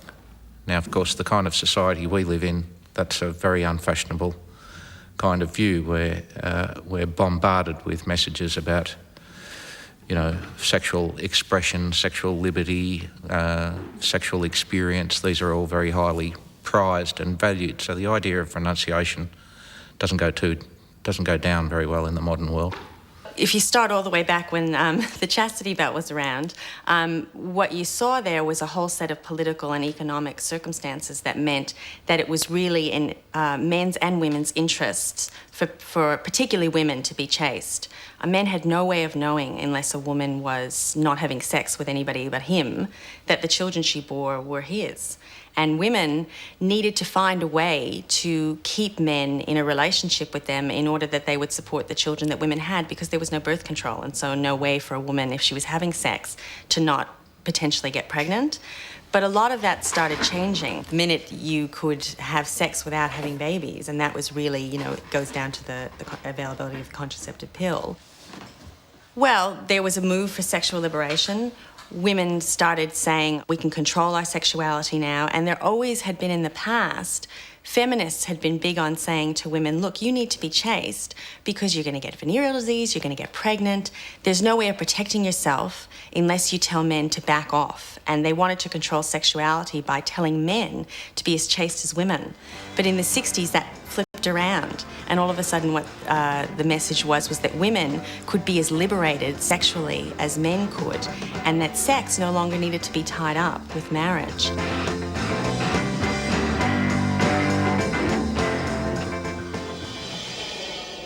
We seem to be trapped into having sex at the moment. It's quite remarkable, it's quite exciting in a way that there's this great unknown territory. The whole idea of celibacy is a very difficult one. To be able to be celibate in a society like ours, which is very sexually aware. We're not like we were 50 years ago. Sex is really part of common thinking now. To remain celibate in that means really you need to fulfill your own sexuality. But the question is, can that be done without actually having sex? A lot of people don't think so.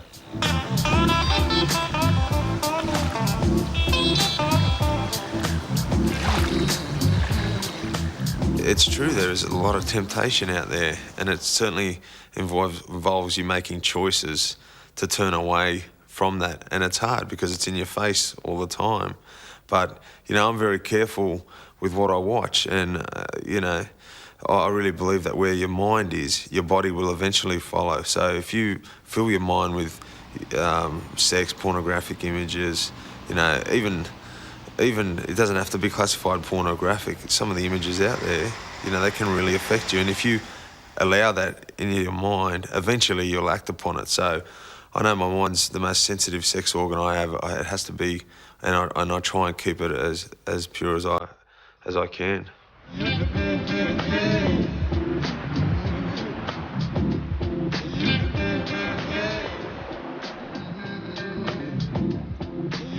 I have hormones like everyone else, so I have to be very careful how to set the standard in my life and to make sure I'm not in a position where I would want to compromise my beliefs and compromise my stand. So if I didn't have boundaries and parameters put on around me, it would be very, very difficult, and there would be that internal conflict. But without preheating the oven, I won't need to cook.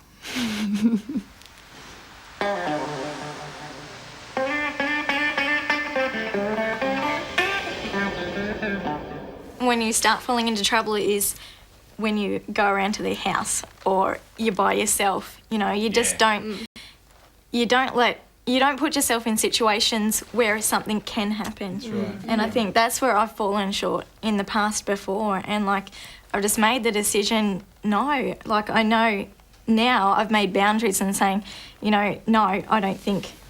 Even, like, I know this sounds probably silly, but to holding hands, okay, it's all nice and stuff, but if it's something that is going to, you know, make you start feeling warm and fuzzy, no, it's probably best not to do it until you feel comfortable enough, you know. And that just probably comes back to each individual's how far they can go without feeling so intimate. If you're a naturally touchy person, like this doesn't like it doesn't affect you too much. I'm not thinking, oh my gosh. But if Erin, that would be a problem. But if you're not a naturally comfortable touchy person, then you probably are a bit more physical, and so you probably draw those boundaries a bit shorter. Exactly. I don't think it's so much drawing boundaries, it's more pursuing purity, like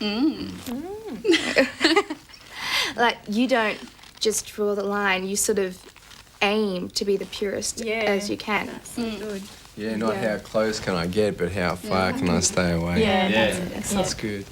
I've also redeemed kissing.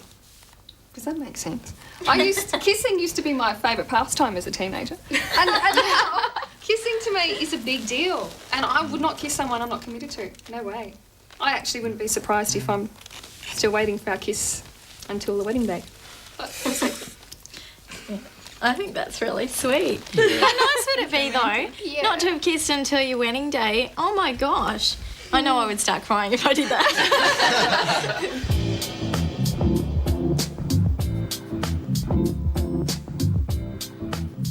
In waiting for sex, there's the pros and the cons. The benefit is that people are very sure around their emotional commitment in the relationship. The unfortunate part is that sexual repression leads to a lot of problems in a marriage. The couples that I've worked with who haven't had a lot of sexual experience find that they don't know how to communicate around sex. They actually don't know what it is to connect with their body sexually. They haven't masturbated. So therefore, their expectation is that their partner is going to be able to sexually fulfil them. And that causes a lot of issues later down the track because often their partners have no idea how to be sexual. So I think it's very difficult. On one level, it's the whole interplay of Sleeping Beauty, that, you know, she's just waiting for Prince Charming to come along and transform her sexual and emotional life. But in reality, there's a lot of sexual dysfunction that arises when you do wait.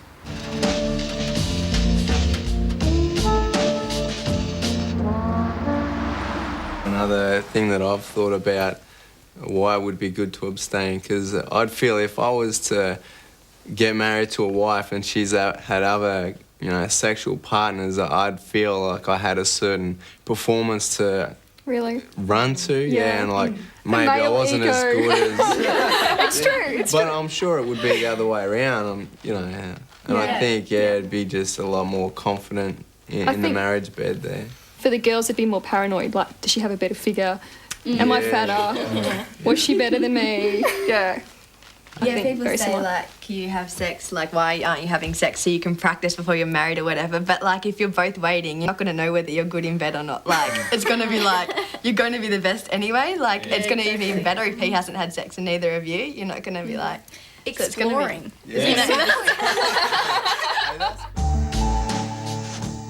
Another thing to gain, I don't know if I should say this on television or not, but there was this massive sex survey done 15, 20 years ago, and the people who had remained virgins until their wedding day had 200% more orgasms than the people who didn't. And I thought that was a pretty cool statistic. So the sex is actually better in marriage if it's given the right boundary. And I think lust so often always wants more. Lust always wants more, wants more, wants more. So if people have been living together for years and then decide to get married, those kind of people are often the ones more inclined to look twice at some other attention coming on the side, because they're always after more, and they can never be satisfied. Lust is never satisfied.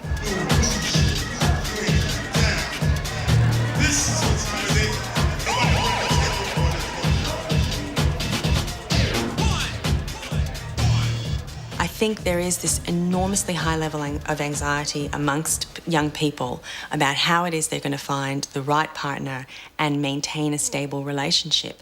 And they're also incredibly concerned about having this relationship that feels good all the time, that's incredibly emotionally fulfilling, sexually fulfilling, and these two things working together make people very concerned about how it is they're going to make the right choices and how they're going to keep the relationships together, because they don't want to get divorced the way their parents did, but they don't quite know how to do it.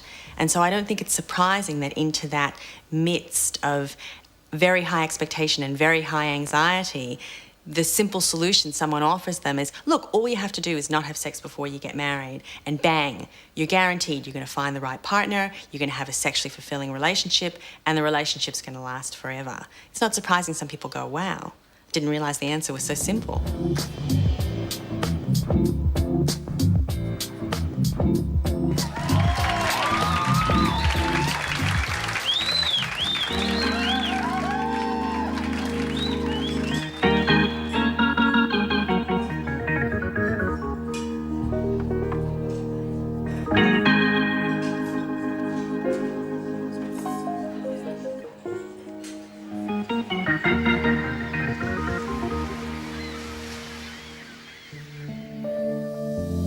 I'm Paul Dennehy. I'm an organiser with the Retail Union.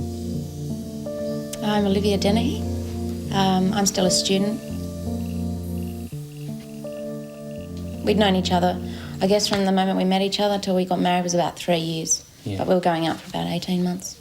The whole waiting for Paul and I, it makes your whole dating, you know, the whole romance sort of thing so wonderful, you know, because you you've got this ultimate goal of, you know, giving yourselves totally to one another. It made our engagement period so exciting, and our wedding day as well, you know, knowing that we were going to give ourselves totally to one another that night. The vows meant so much more.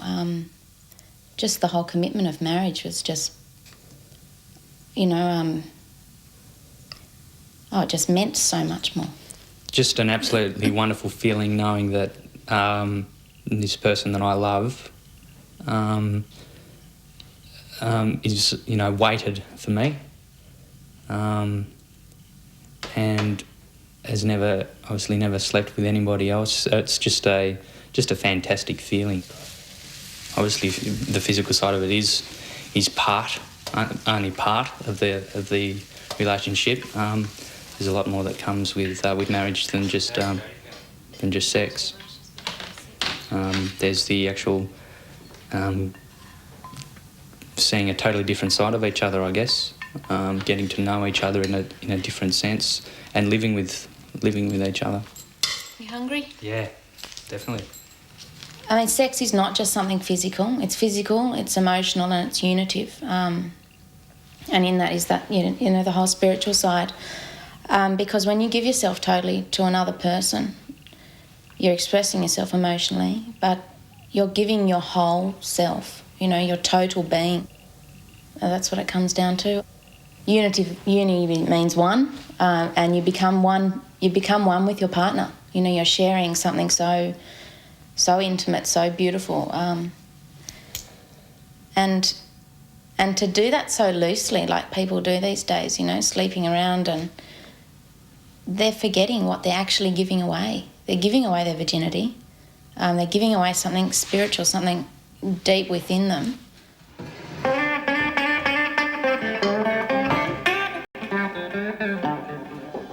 The Bible says that I can have sex as often as I like with one woman, namely my wife.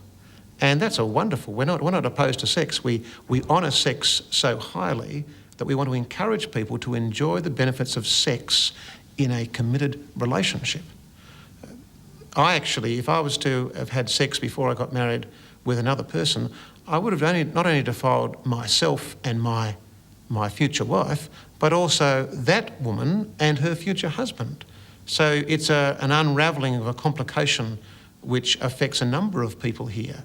And that's why the Bible says, no, keep sexual expression to your marriage partner. What we find in Christianity is a very deep-seated ambivalence about sexuality. In fact, I think this is true of many other traditions as well. On one hand, it is sacralised, made sacred, it is celebrated. It is often used in the scriptures of both East and West. The sexual union is often used as a metaphor for the spiritual life itself, as a metaphor of humankind's relationship with God. So there's a very positive and celebratory side, but on the other side there's this fear of sexuality, and in its most extreme form, sexuality comes to be demonised. And we find eruptions of that at various points in the Christian tradition.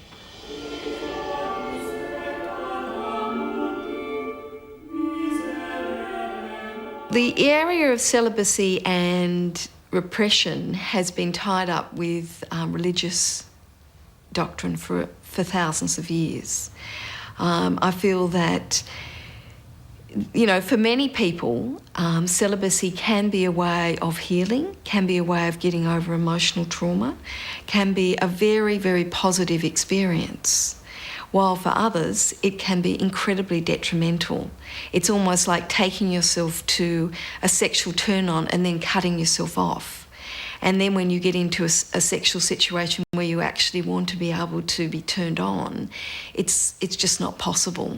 And, you know, I don't think that there's a right or wrong in this case. I do feel, though, that people have to look at the situation beyond the religious indoctrination.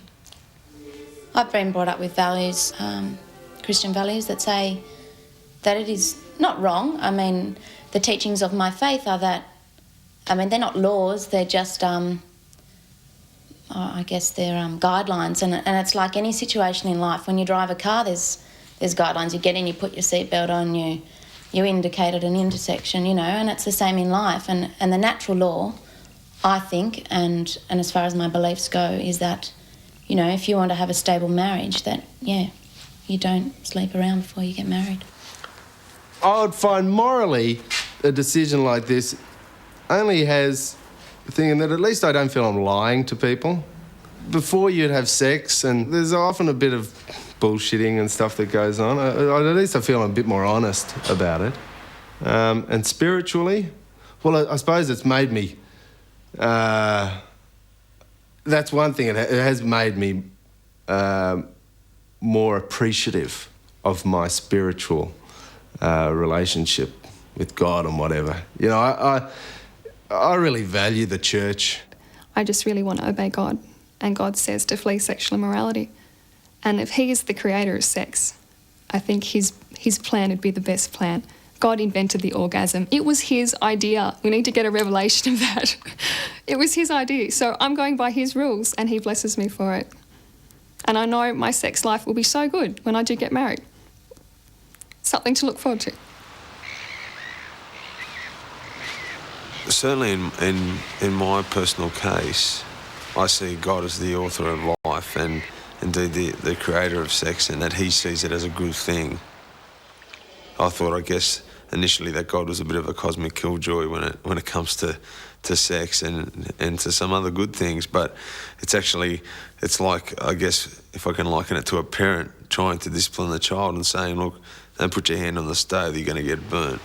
And it's motivated by a love for the child, and so that's how I see, you know, my Father in heaven and why he says what he says. I've had a lot of clients who have had a lot of difficulty around the situation with guilt, feeling it's a sin to have sex, to masturbate.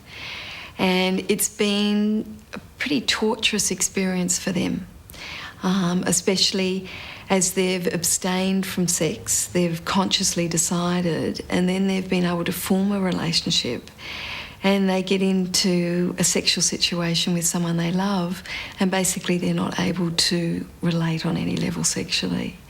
And it causes a lot of emotional pain on both sides. Because they've had a lot of not only guilt but fear around their body and sexuality, and about, it's almost like sex taking over.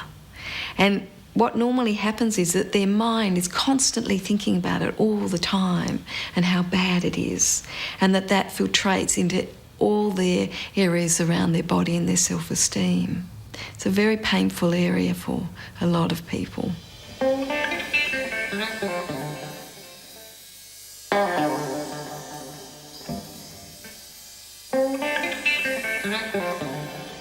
I think it's after better relationships, but I think the work that has to be done for people to find better relationships is more complicated than that. And I think most young people won't believe the hype.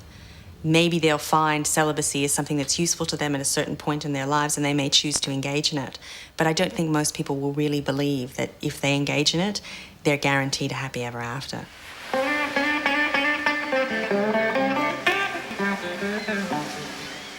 I believe God is the divine organiser, and I have perfect trust in him and in his timing. He sometimes appears late, even though he's never late. He's never early either. But I have perfect confidence that God will bring the right one to me at the right time. I don't have to look for him.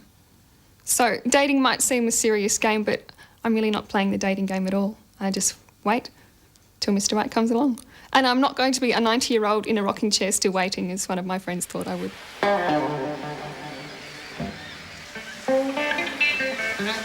I think a lot of the emphasis in our culture is on, I need to meet the Mr. Right, the right person. And the emphasis, I believe, needs to change from me meeting the right person to me becoming the right person. And so that's what I would encourage people to actually start with themselves, prepare themselves, you know, become the right partner. And then I believe good will come your way.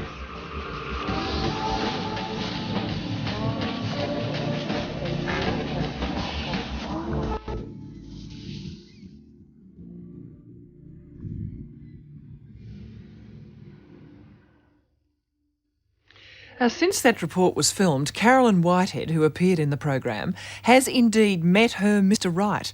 They celebrated their wedding last Sunday, and we wish them a very happy future together. Paul Schneller produced that report. Next week, we start a spectacular journey to the spiritual heart of India.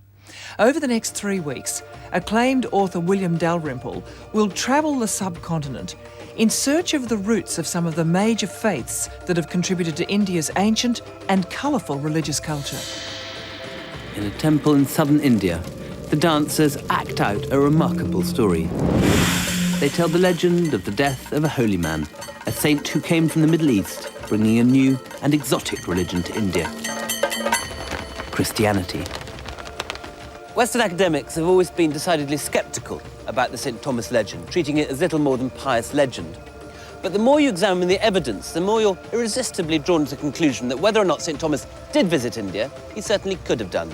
Join us for Doubting Thomas, the legend of India's earliest encounter with Christianity, part 1 of Indian Journeys. That's next week on Compass, and something to be enjoyed. Until then, good night.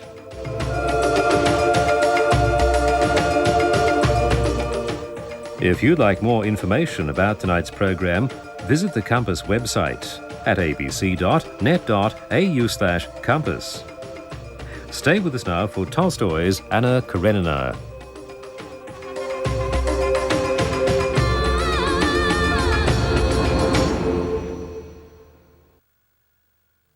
It's not about feminism. Most women here don't even know they have rights. It's not just about murder and abuse. I cut her ears off because she never listened to anything I said. It's about one woman's incredible courage. I stood up for my rights because this could happen to other women. And the people she has inspired. But when you meet someone like her, you realize what life is really about. Just fighting on. Honour Among Men, 10 o'clock Thursday. Decoding the remnants of a conquered civilization. It's impossible to understand the Incas without understanding the extent to which they pursued the cosmological imagery in the sky. Piecing together an ancient culture. A lot of the work that I had to do involved reconstructing the mental world of the Incas from their mythology, and now we have it here on the ground. It's staggering. Secrets of the Incas, 8:30 Wednesday.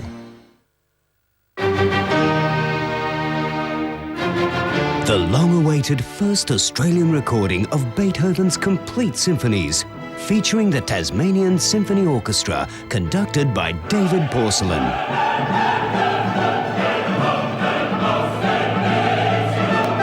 Beethoven, the Complete Symphonies, available now as a 5-CD box set from ABC shops, ABC centres, retailers and online.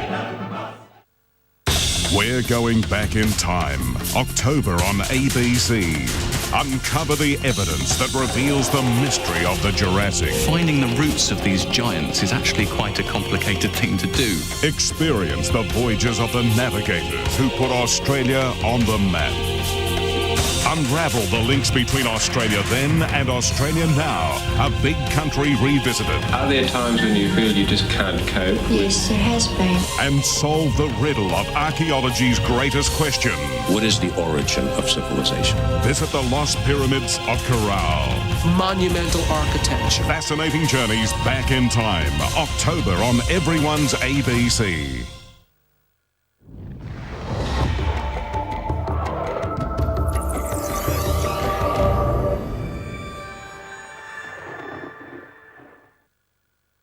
The following program, Anna Karenina, is rated M for mature audiences. It contains sex scenes and violence.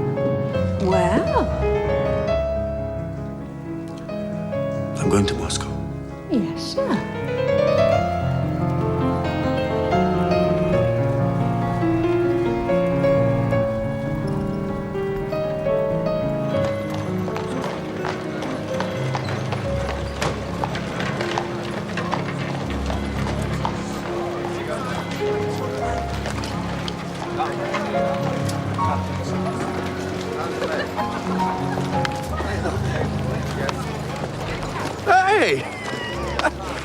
Good God, what are you doing here? Looking for you. What, have you eaten? No. Then you'll join me. The Hermitage or the Angleterre? The Angleterre, then. I'm deeper in debt than I wouldn't do to avoid the place. We have fresh oysters today.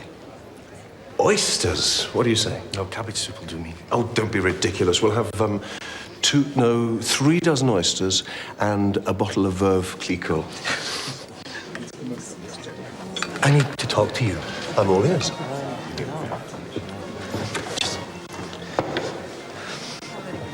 I've come to Moscow to propose to Kitty. Well, that's good.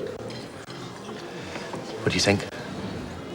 Oh, it's not bad. It's not bad at all. No, not the champagne. I mean, do you think I stand a chance with Kitty? Oh, who knows? Who knows the workings of a woman's mind? Dolly thinks you and her sister are made for each other. She said that. She did? She actually said that. She actually said it. Your oysters. How long have you been like this? Since before Christmas. Well, why did you run away? Because I decided that I wasn't good enough for her. What made you change your mind? 2 months alone in the country. I decided that I couldn't go on living any longer without an answer one way or the other. Well, there's something you should know. What? You have a rival.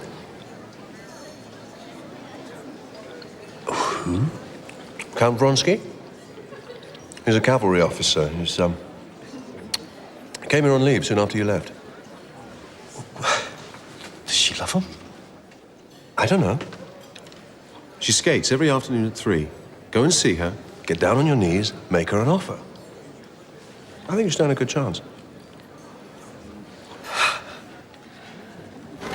Oh, women. What? All right, tell me. Children's governess. Stiva.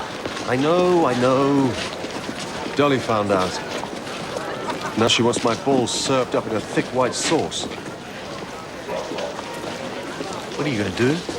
I don't know. My sister's coming from Petersburg. Perhaps she can make Dolly see sense.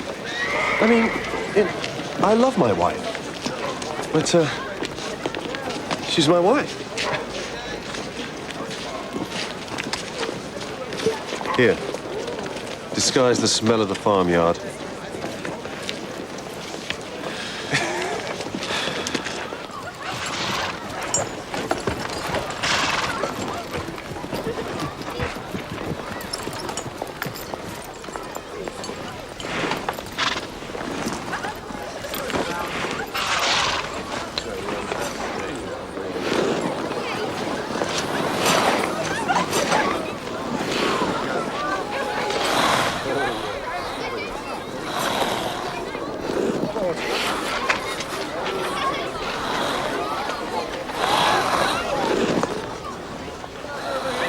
Constantine, when did you arrive? This is it. This is me arriving.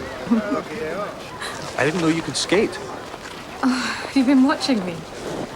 You're doing very well. Embarrassing. Should we skate together? Well, I haven't any skates. Hire some.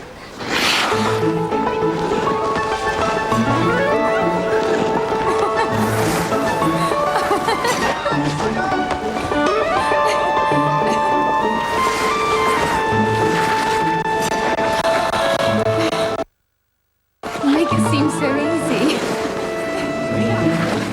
I feel safe now. Well, that's what I want. What? What do you want?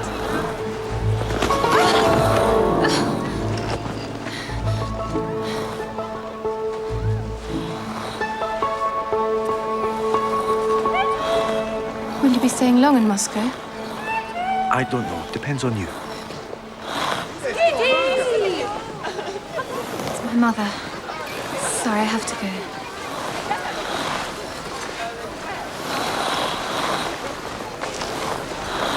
Constantine, do come and visit us. We're at home on Thursdays, as usual.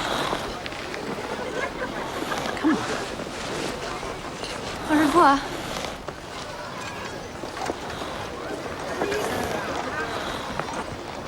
Dolly, please let me in. I need to talk to you. No! Go away!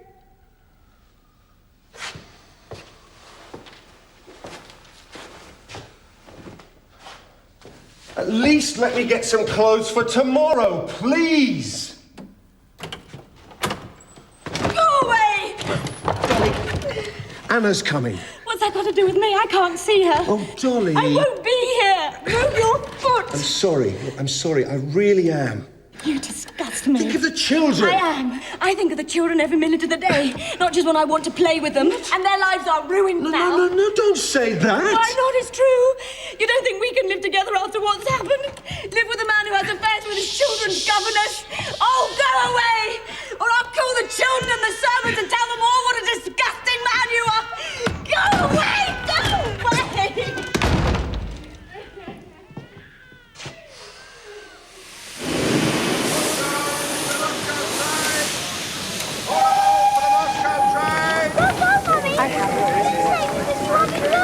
Come on, Seriosha, that's enough. Get on the train, Anna. Stop it, Seriosha. Bus. Goodbye, darling. Goodbye. Bye, Anna.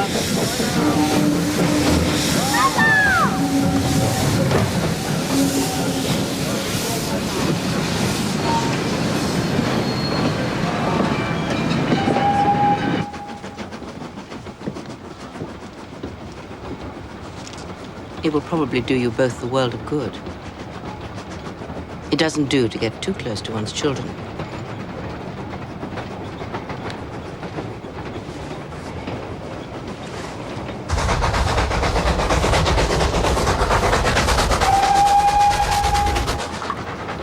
Does your son ride?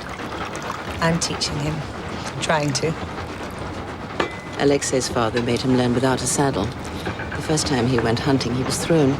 The horse was so big and he was so small, he couldn't get back on. He had to lead the horse back. He was in despair, but he rides like a buckshear now. His father had strong ideas about bringing up a son. His dying wish was that Alexei be sent to cadet school. I could do nothing. How awful for you. It was the making of him. And I had my freedom. Do you have a photograph of him? My son. Not with me.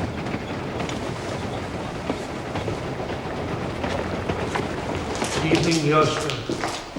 I'm on my way. Very good, sir.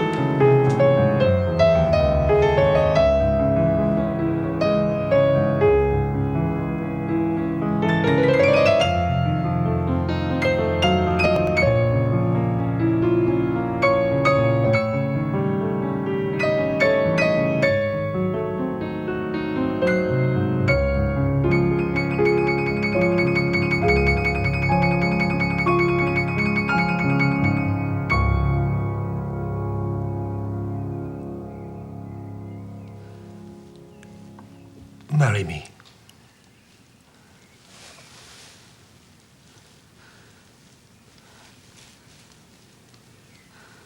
I can't.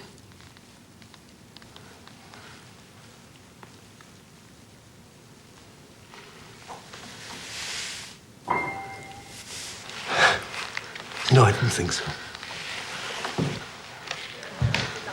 Sorry. Constantine, come and sit down and tell me all about your life in the country. There really isn't much to tell, excuse me.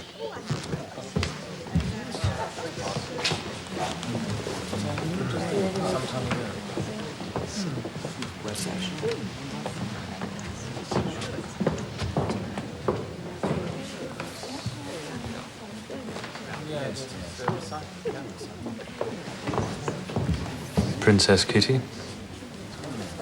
Alexei?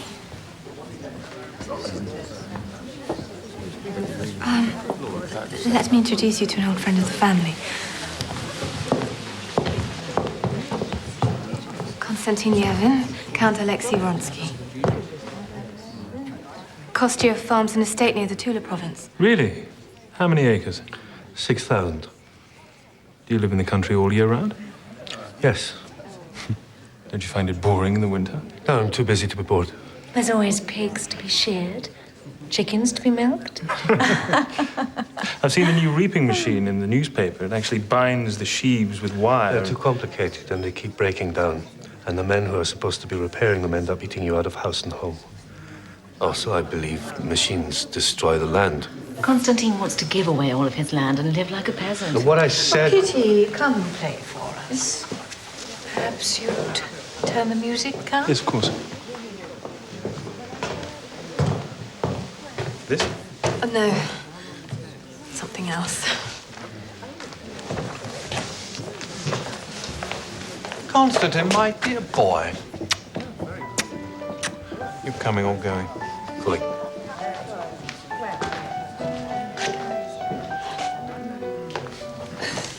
Sorry.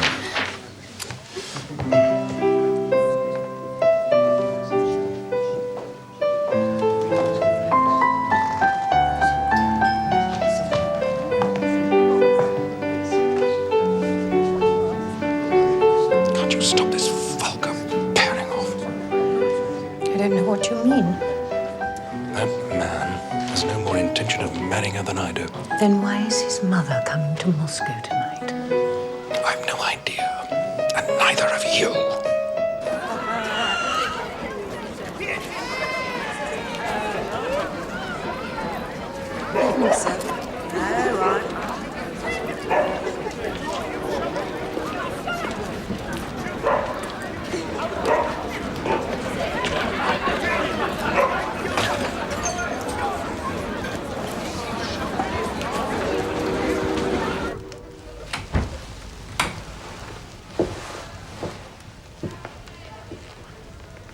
Nikolai, What? there's a gentleman here.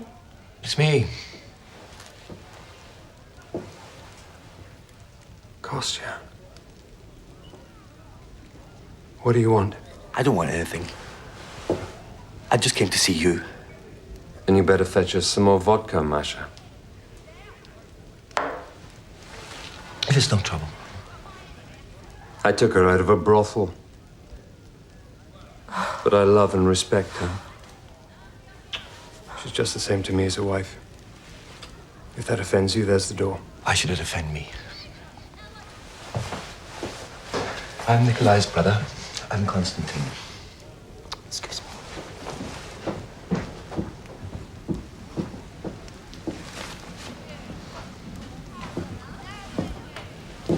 How are you? Better. Better. Are you writing something? You won't like it. We haven't seen each other in a long time. Perhaps my views have changed. And you haven't changed. Peasants still do all the work, and you still pocket the profits. I work. What, in that suit? Don't touch that! I didn't come here to argue with you. Nikolai... For God's sake, leave me alone.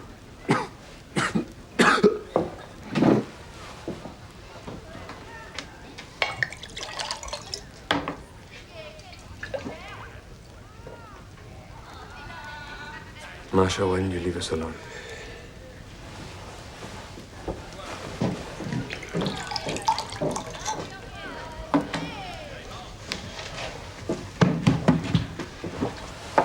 So, how are things with you? You're welcome at Pokrovsk. Anytime. My piano's still there? Yes.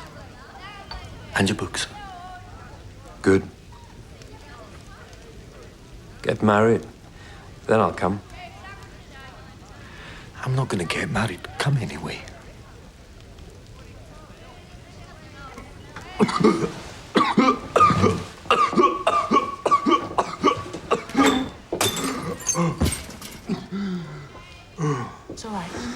do.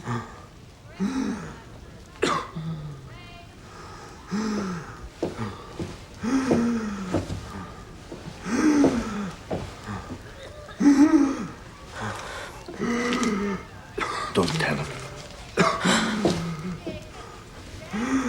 God bless you.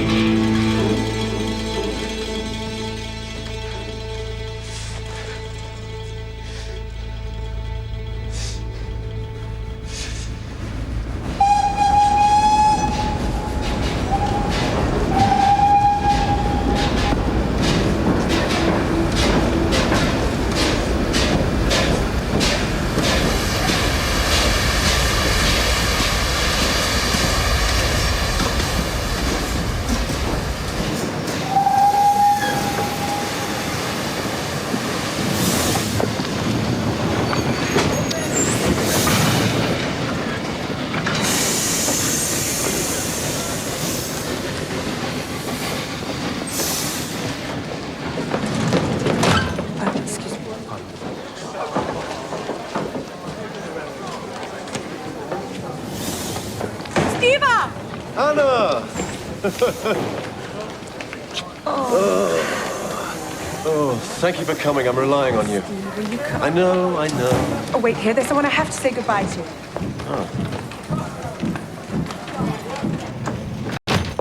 Oh, excuse me. Sorry, I should have recognized you. Your mother and I have been talking about you all the way. It must have been very boring for you. Goodbye and thank you, Countess. The time passed so quickly. You must try not to worry. Madame Karenina has a son of 8. It's the first time they've been apart. Let me kiss you.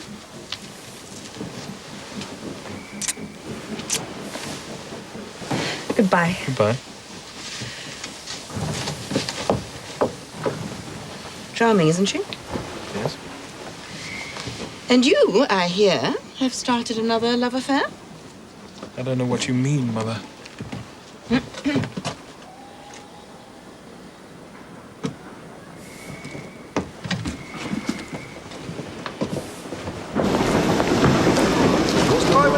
That doesn't make any sense. She left our employer months ago. I'd written her a note. Dolly found it. Oh, Steve. She was sitting there with a note in her hand. It caught me off guard. Yes, quite well.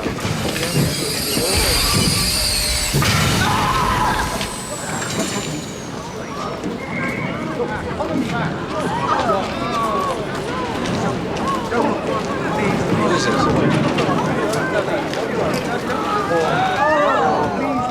God.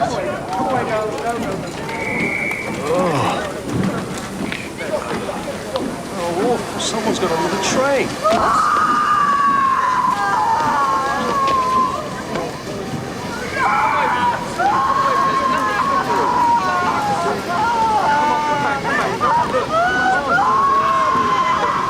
Can't anything be done for her? Alexei, come back.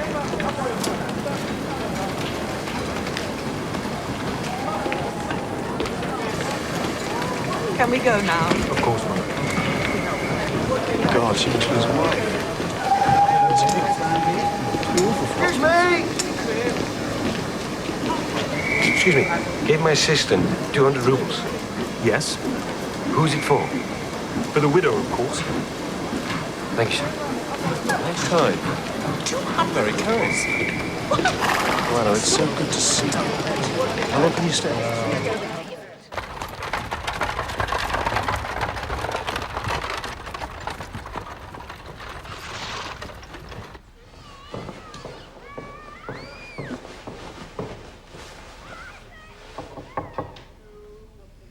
Dolly, it's me. What will you do? What can I do? I've been trying to pack, but there's nowhere for me to go, not with 4 children. But I can't stay. I can't stand the sight of him.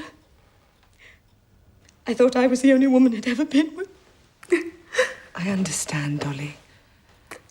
I do. I know him. We both know him, how carried away he gets. But he knows how much he's hurt you. And he's sorry. He kept saying she'll never forgive me. How can I?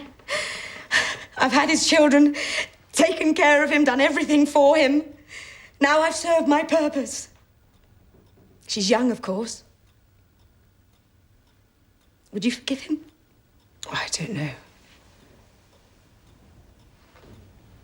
Yes. I do know. I would.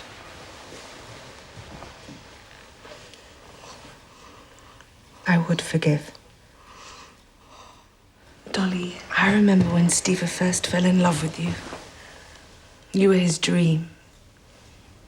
He learned to play the guitar so he could sing love songs to you. Dreadful songs he wrote himself. He doesn't love this other woman. He loves you.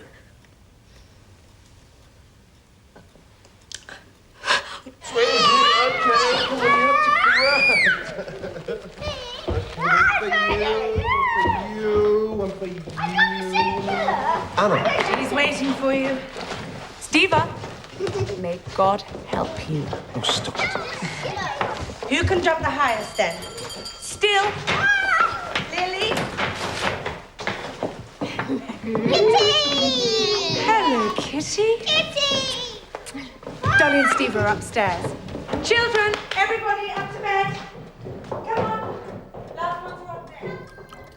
Oh, but you must come. Balls at the Nikitins are always fun. Are there any that are always fun? Yes. Not for me. Just some are less dull than others. How could you be dull at a ball? Why shouldn't I be? Well, because you're too beautiful. I know why you want me to come tonight. Because you know it's going to be wonderful. And you want everyone to share it with you. You can tell me. I'm the soul of discretion. I take it he's very handsome. Yes. And what does he do? He's a cavalry officer. Really? What's his name? Count Vronsky. Congratulations. I really liked him. Oh, you know him? I met him at the station. Travelled with his mother. Oh, yes. She talked about him a lot. What did she say? All sorts of things. She's very proud of him.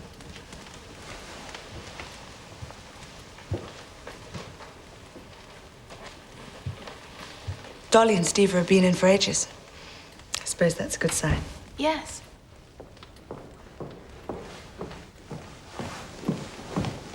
I've tried on the dress, Dolly. Thank you. It's lovely. Good. Right. What's for supper? Nothing. Splendid. Do I have time to unpack? Yes.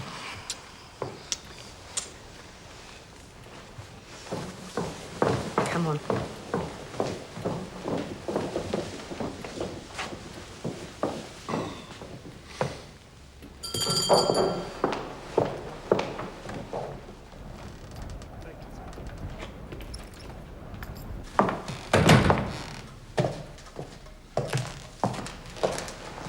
Alexei, come in.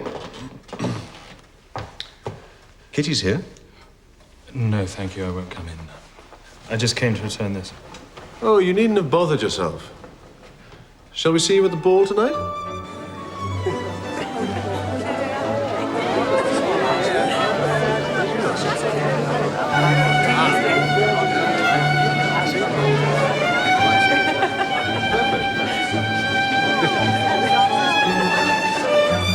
There he is. Anna! A champagne! What lucky star brought you here? I want to hear all the Petersburg gossip. Is it true that Top is sleeping with both the Vlasaevas, mother and daughter? Ask me later when I've had more champagne. Excuse me, my dear. I don't believe you. Have we? Are you going to dance with me later? Dear fellow, it's good to see you. Nice. My wife. Champagne. Remember to dance with me first. Steva! Ah. Kitty, you look wonderful.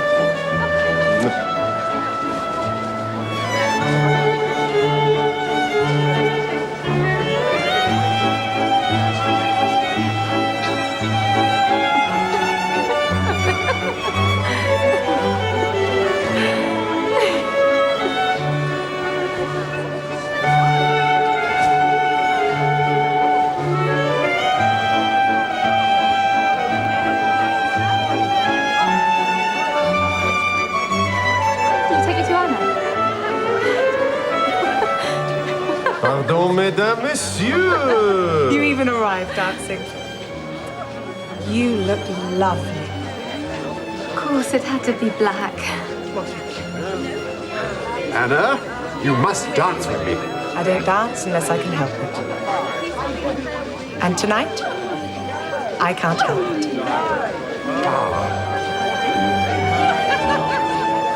So, Philip, how have you been keeping yourself? Very well. Alexei? Princess? Shall we dance? Yes.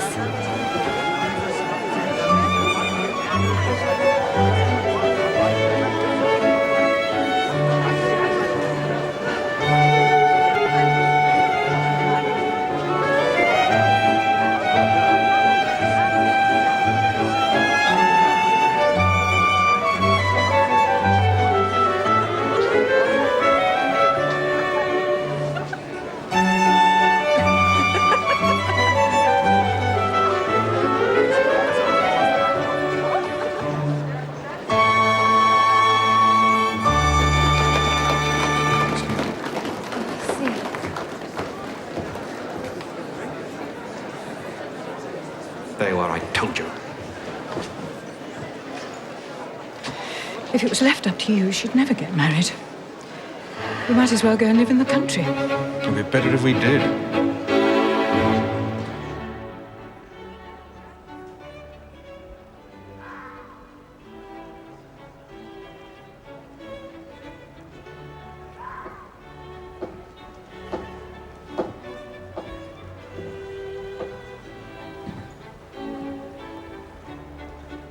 Have I done something to offend you? No. Why do you say that? Do you mind if I smoke?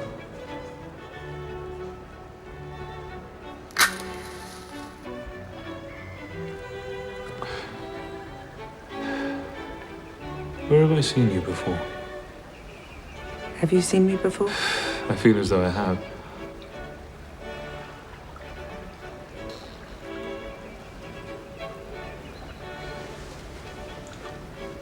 They're Egyptian. Pure opium. You'll be asleep in minutes.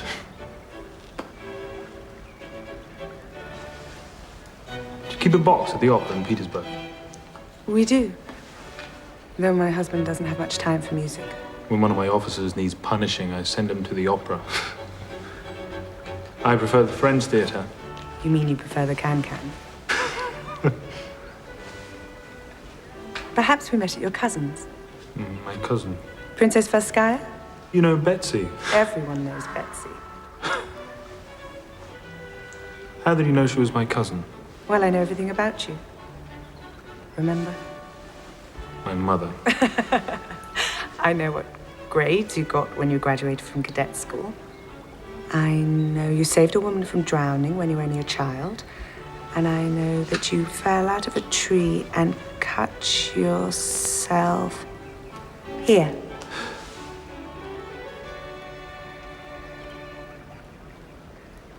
Dance with me.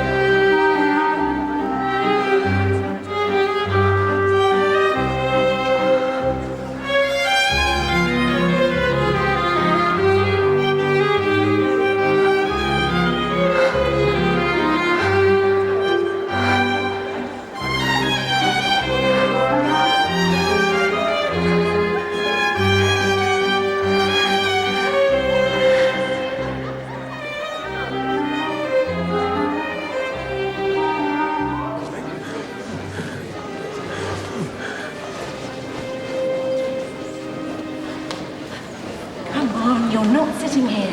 No, no. You're going to dance with my partner. I don't want to, no.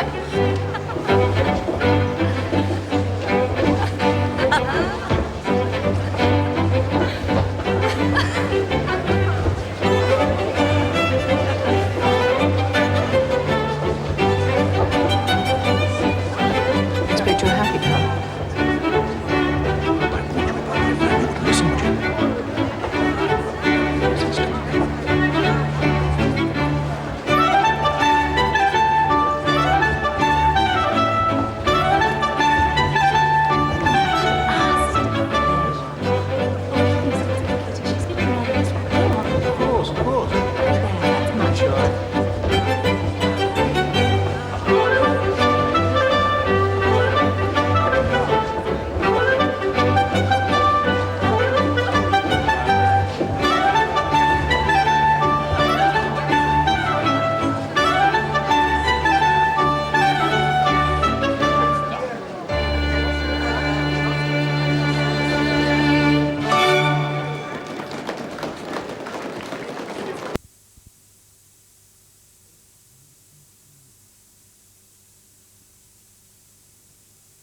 Take the perfect marriage. Add the ex-girlfriend. What's going on here, Adam? The recipe is set. Are you the naked chef? For trouble. Put it back. Buy it, Adam. Put it back. Girls, will the both of you just shut up? Next Thursday. What's happened there? Had a slight accident. Confessions won't come any hotter. I love you. Bombshells won't come any bigger. Oh my God.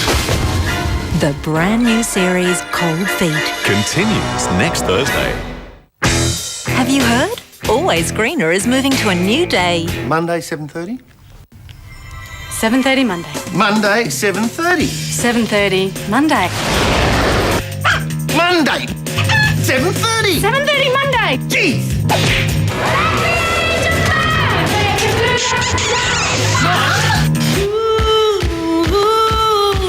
Baby love, my baby love. 7:30 Monday. Pig's ass, just look at the graphic. The new series of Always Greener. You know when it's on. And the new series of Felicity continues in a moment.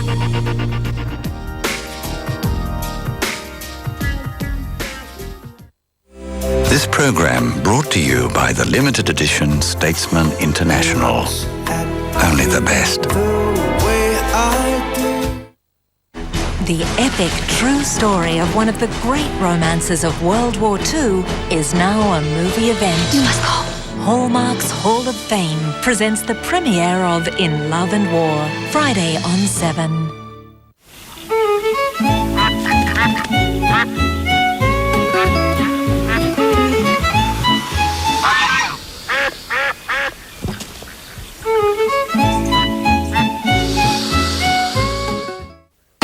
We interrupt this program for a very special furniture sale announcement. Fantastic Furniture must urgently clear $1 million in selected floor stock. So hurry in now to Fantastic Furniture for the $1 million floor stock sale. Fantastic's overstocked and floor stock must be cleared. It has to go. There's massive savings on sofas, dining, bedding, coffee and lamp tables, home office and more. Don't miss Fantastic Furniture's $1 million floor stock sale and save up to 50%. On now, only at a Fantastic Furniture store near you.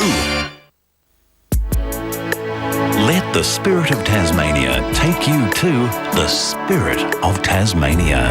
Just a touch of paradise. Ooh, yeah. Just a special touch of paradise. For just a little extra, you can take your car. It's the only way to get to paradise. That's the spirit. Call 13 2010 or your travel agent now. Mike's heart is useless. He's going to need a transplant or he's going to die. Do something! Denzel Washington. Hospital's under new management now. This is going to end up bad for you, John. John Q. Now there's a quicker way to keep up to date. Flip the front section of The Age for a new feature called Express. It summarises the day's main stories into a 10-minute read. Every weekday in The Age.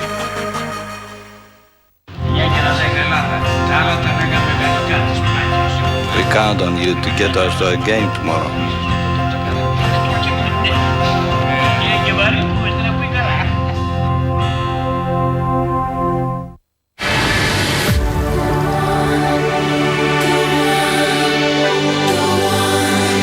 Couldn't be more perfect. Can't believe how much trouble you've gone to. I'm a hopeless romantic. The guy couldn't be more right. Was he? What will he do to make her so upset? It just ain't, Mum. Home and Away tomorrow.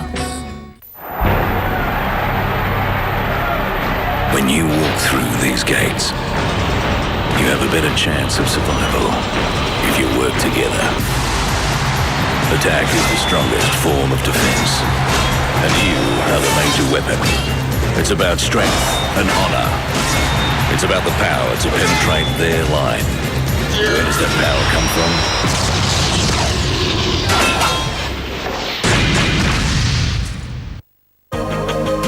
Now there's a quicker way to keep up to date.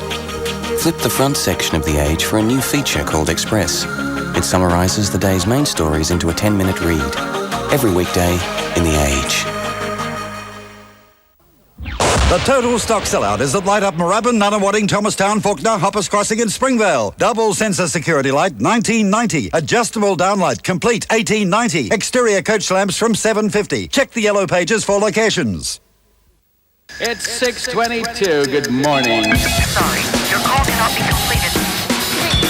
Barocca has a unique formulation of B group vitamins and vitamin C to help you fire on all cylinders all day.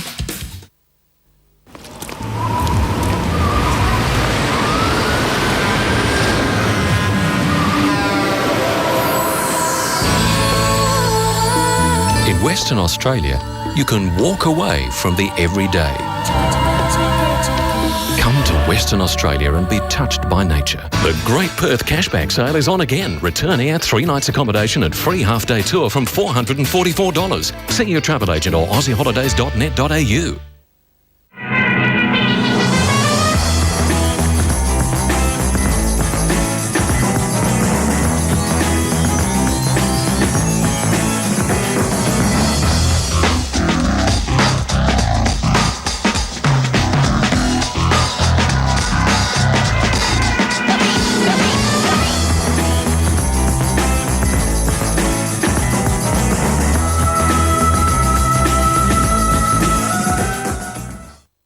going into cardiac arrest. I don't understand. Mike's heart is useless. He's going to need a transplant. Let's do it. There are no provisions in your policy for a procedure of this magnitude.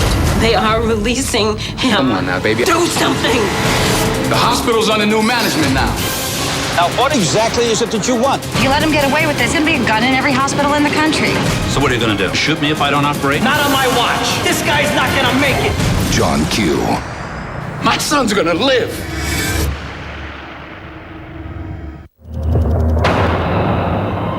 Men can sweat up to 50% more than women. So you need a hard-working antiperspirant created especially for men. New Rexona Forces for Men. It won't let you down. When this phone rings. Now Will and Grace Are back Sundays with Karen and Jack.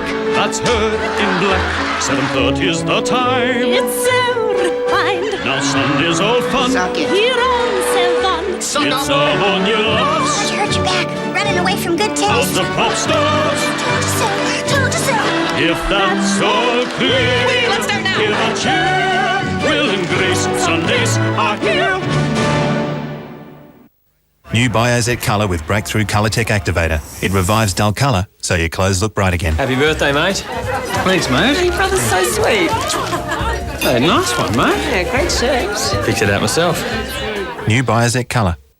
If you're quick, you can save 6 cents a litre off petrol when you spend $50 or more at Safeway supermarkets. But it's for a limited time only. So shop at Safeway supermarkets and save on fuel at Safeway Plus Petrol. Bring food to life.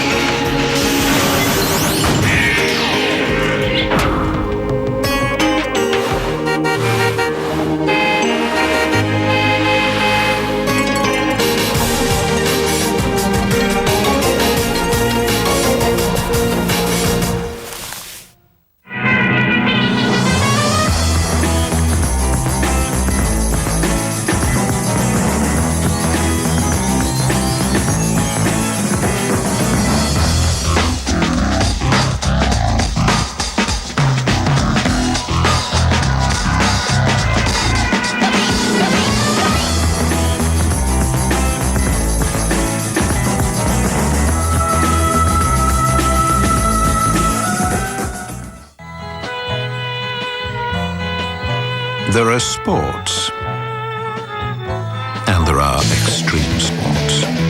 Just like there are compact four-wheel drives, and there's the Nissan X-Trail. What? Wait a minute. You want to break up with me over this? I'm sorry, I just think I need to spend some time alone. I'm sorry.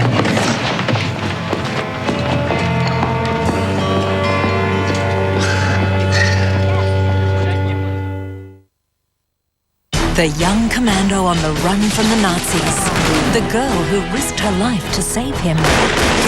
In a place he never wanted to be. You must learn or you will not escape. He found the love he never wanted to leave. Everything must change. The epic true story of one of the great romances of World War II. You must go. Is now a movie event. Hallmark's Hall of Fame presents the premiere of In Love and War. Friday, 8:30 on 7. There are sports, and there are extreme sports. Just like there are compact four-wheel drives, and there's the Nissan X-Trail. An extreme all-mode four-wheel drive system, an extreme interior, and extreme power. The X-Trail. Only Nissan takes the compact four-wheel drive to the extreme. Just like the Italian. The total stock sellout is at Light Up Moorabbin, Nunawading, Thomastown, Faulkner, Hoppers Crossing and Springvale. 3-in-1 bathroom heater, $109. Crystal chandeliers from $99. 48-inch fan and light, $49. Check the yellow pages for locations.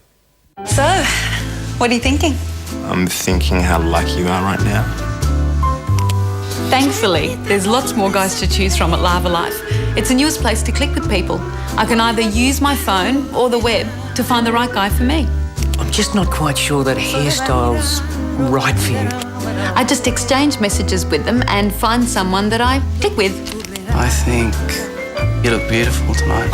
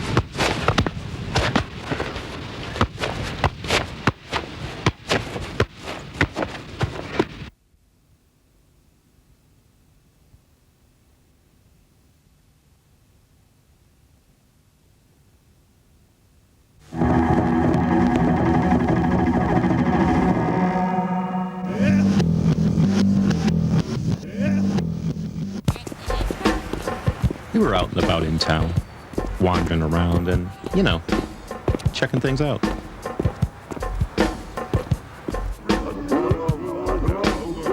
Suddenly, we landed in the middle of a gang of agitated reggae guys, holding a demonstration. Their sign said, "Lock up people who take drugs." I'd never seen such commitment before. I mean, these guys were really sincere. They shouted out their message with such conviction. One of them came up to Benjamin and me and started talking. He wondered if we would like to come and play for the Rock Against People Taking Drugs demonstration party.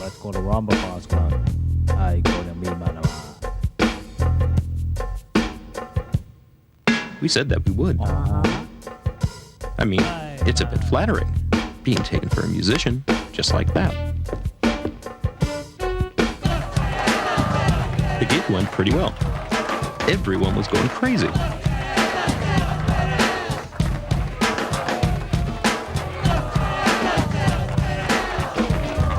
Some almost floated above the dance floor. Then a guy came on who gave a speech about people taking drugs. These people are nothing more than filthy animals, he said, and that's how they should be treated. He was very upset about how these people were mollycoddled.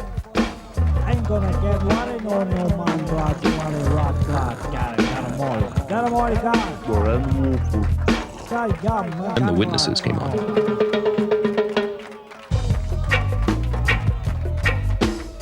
One guy said he had recently been robbed of 10 grams of marijuana.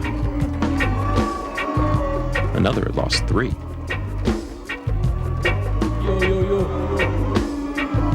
Both times it had been the police who took the drugs. They all had stories of this type of treatment. Lock 'em up, somebody shouted. Bunch of thieves, shouted another. Then the party continued.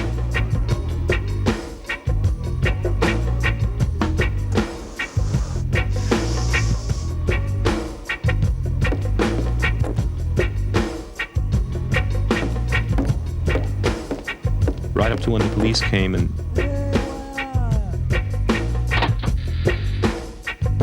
confiscated just about everybody.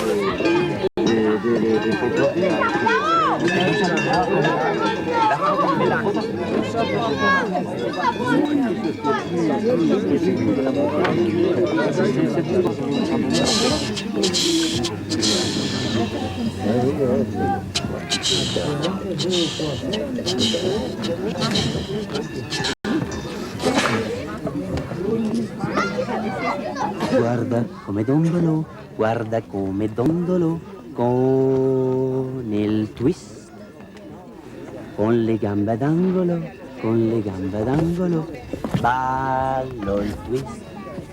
Sarà perché io dondolo, saranno gli occhi tuoi che brillano, ma vedo mille lucciole venirmi incontro insieme a te. Guarda come dondolo, con il twist. Con le gambe d'angolo, ballo il twist. Le ginocchia scendono, le mie gambe tremano, brr, brr, forse sono brividi d'amor.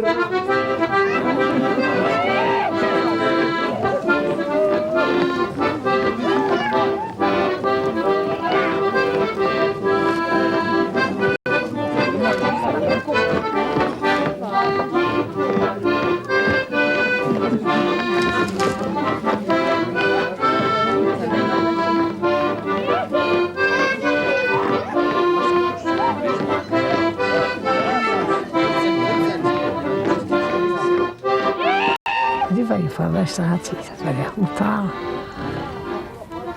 mi diceva conversati che non mi si imparati. Allora pure matte, pure matte, per la destra, sono buoni. E il parenze che non le mangia, me l'ha incurato, che toglie le semente. Non so di dopo. E il mio sorella, tre morti, dove vai, sapeva. C'est le bonjour que j'apprenais, que tout.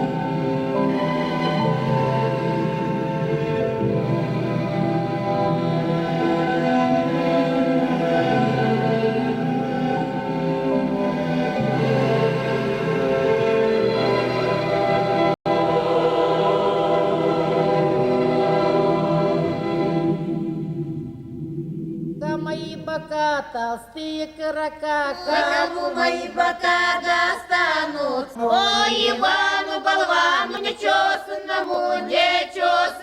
да не болваниному. Ой, у Ивана, у болвана же на пряди я была, что неделя, то кудели, что годов, то мотыли. Ой, как на этой мотовине грибы выросли, да цыплят высидели. Ой, 100 курочек, 1,5 петушков, один петушок чеботарничек дал. О, чеботарь, чевеличка заработал, чевеличка, невеличка, от порога до кутла. Ой, у Ивана, у болвана же на пряди я была, от порога до кути все стали каблуки. Ой, Ивана, у болвана же на пряди я была, что недели, то кудели, что годов, то мотыли. Ой, как на этой мотовине грибы выросли, да цыплят высидели.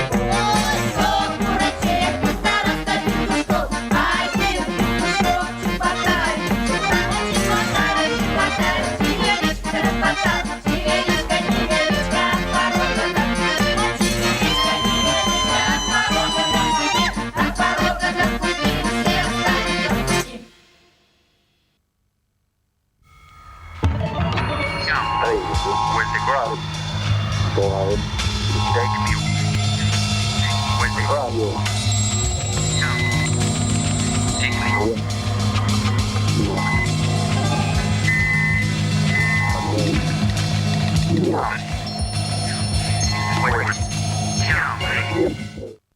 Man, what a night tonight has been. You know, I've been attacked by criminals. I've been slapped around by nutcases. And some guy was trying to kill me.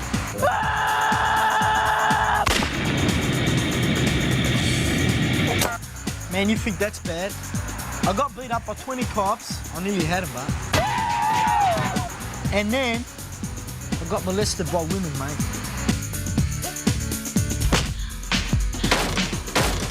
Man, do you know how degrading that feels? Pizza delivery, man, you gotta keep telling everybody it's a dangerous business. And bro, I don't think I'll ever be able to have sex again, mate. Pizza, fat and cheesy TV. 9 o'clock Monday. If you don't seize a weapon, we'll be forced to shoot! I know you break wogs' necks because you get no sex. We get your girls and even get your checks. Off the side. Famous programs that I rejected at the ABC that did very well at SBS were The Story of English. The Norman conquest was a linguistic blessing in disguise. When I heard that it was in the house here and on offer, I said, go for it. And I said that because I was used to any book about language takes off. Shakespeare invented more words than anybody who's ever lived. The reality is that the audience loved them. They were right and I was wrong. You get it wrong all the time. By the same token, when we came to buy the Civil War, I think I was even righter than I was wrong. The American Civil War was a television series built around still photographs. When I saw what we'd bought, I nearly had a seizure. Strange, is it not, that battles, martyrs, blood, even assassination, should so condense a nationality. I had no interest in the American Civil War. It was a topic that meant nothing to me. But with this documentary, I wanted to watch it from start to finish. I do remember it had a beautiful theme. You just have to hear the first notes of that theme song and you're hooked. A grand tale, intelligently told, and of all things about the American Civil War. It's too simple to say I watched that series and sat down and wrote the book, but the germ of my first novel was that television series. Some of the soldiers wrote beautifully in that 19th century way. I tried to recreate a lot of that beautiful speech. Dear Sarah, lest I should not be able to write you again, I feel impelled to write a few lines that may fall under your eye when I'm no more. You know, a contemporary Australian author, why the hell would I want to write about the American Civil War? I wouldn't have written the novel I wrote if I hadn't watched that series. We moved to Sydney February 1st, 96, and before that I lived in Sarajevo. I've been here 5-6 months or whatever now. I've been here all my life. I've lived with Mum for the last 56 years. My father was a merchant seaman. He left us when we was kids. Looking at these photos, it seems like a dream, really, because it has nothing to do with my reality now. A bit of a catch-22 just at the moment where it's great to be here, but we're not really appreciating being here because we're working all the time. Well, I never seen him like that till he got sick.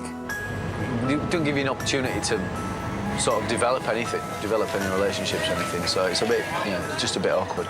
Now I somehow have this feeling of just being comfortable where I am at the moment.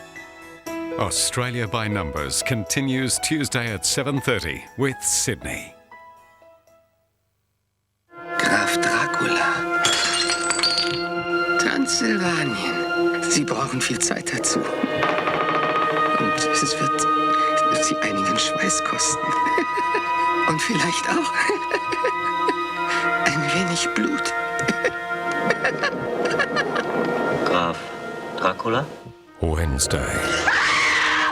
Werner Herzog's lavish new take on an age-old myth. Wer sich zu weit in das Land der Phantome vorwagt, der geht darin verloren. Starring Klaus Kinski, Bruno Ganz and Isabel Adjani. Der Fluch wird auf den Menschen lasten. Der Fluch des Vampirs Nosferatu. Nosferatu, 10 o'clock, Wednesday. Friday, see how the advance of science is shaping our daily lives, beginning with a cure for drug addiction. I found it very difficult to communicate. The treatment in this clinic relies on restoring brain chemistry and repairing each and every neurotransmitter. Influenza is also under the microscope in this first episode. The immune system was able to move in and clean up. And a cure for malaria. If the immune system is blind, how do you make it see? Future Tense premieres 7:30 Friday. Now, at last, you get to see the film starring that annoying little chef. Non è contento di come ballo?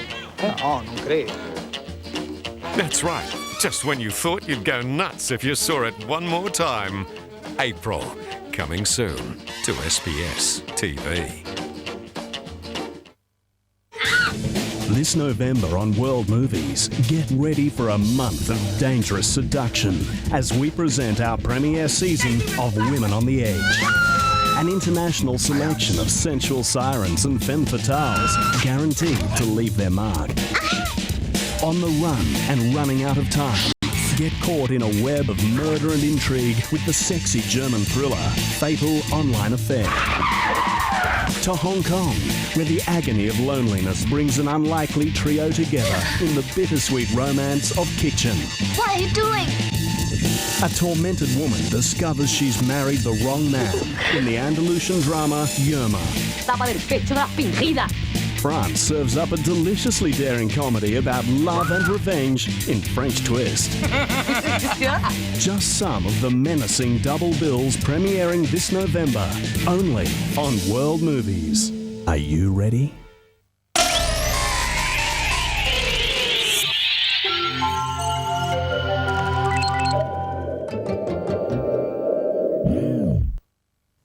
SBS advises that the following program has been classified MAV. It contains strong violence, strong sex scenes, and adult themes.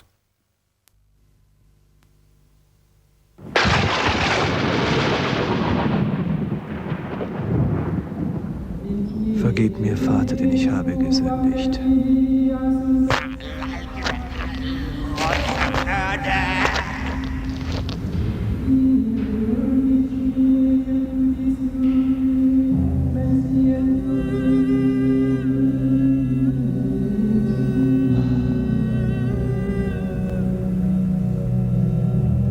Nichts. Ich glaube nicht, dass der Vampir lange genug.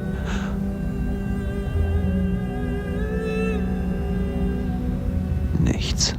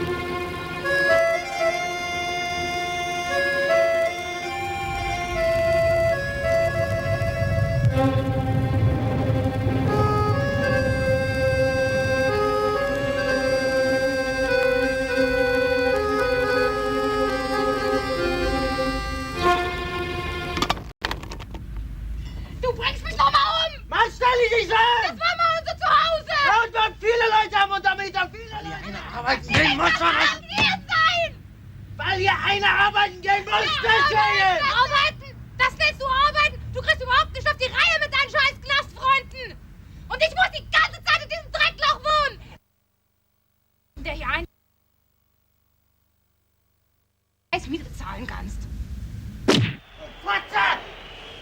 Kommen Sie wieder raus! Frag nicht nie wieder um Gefallen, Mann!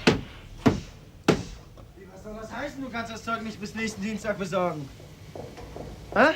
Mann, Alter, ich hab mir die Kacke am Dampfen! Wenn ich es bis nächste Woche nicht habe, dann holen sich das Zeug bei Jevgeny! Willst du mich verarschen oder was? Es ist doch nur das eine Mal nur!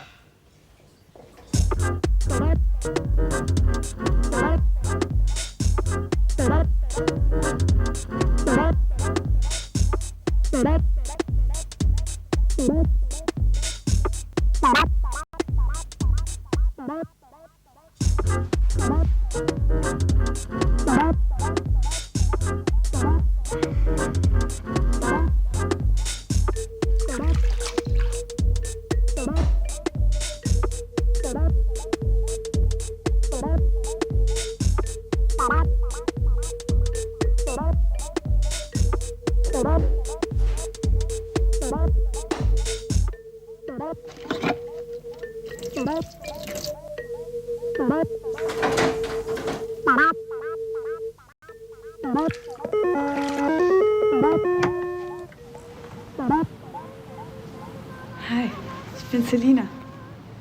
Wegen dem Zimmer.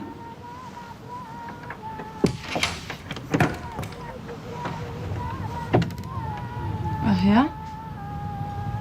Kommen Sie rein.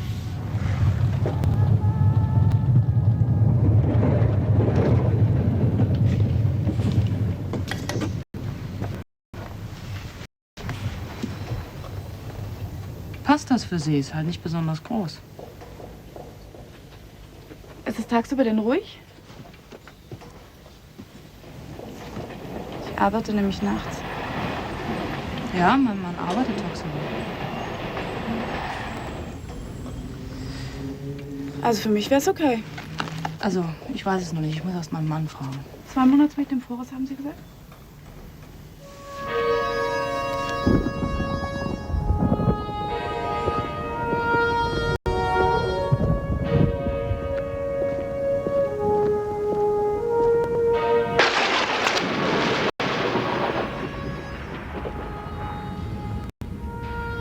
Ja?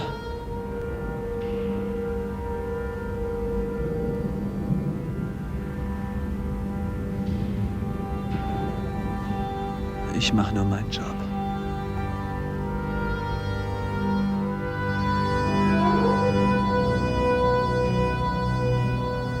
Das habe ich nicht vergessen.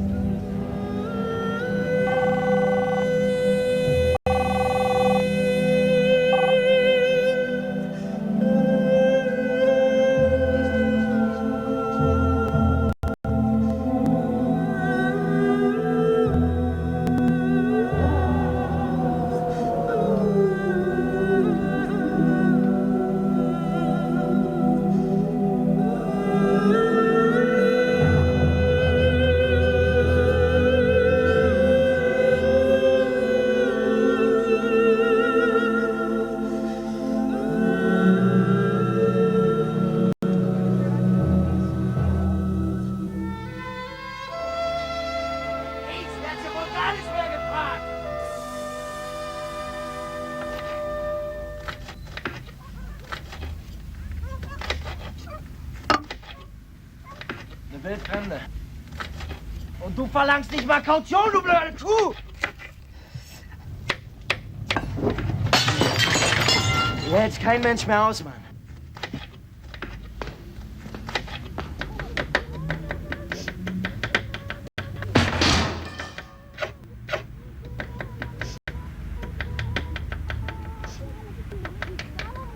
Es geht mich zwar nichts an, aber macht er sowas oft?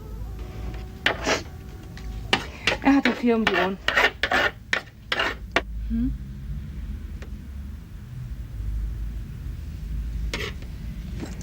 Er war nicht immer so, Menschen ändern sich. Menschen ändern sich nicht.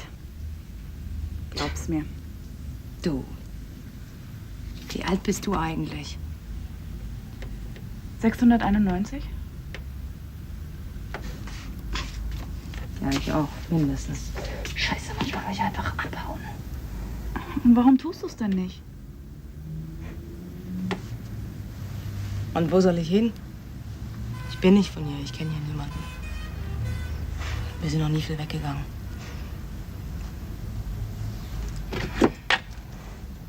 Außerdem habe ich auch nie Geld. John muss immer alles gleich zum Fenster rauswerfen. Danke. War wirklich nett von dir.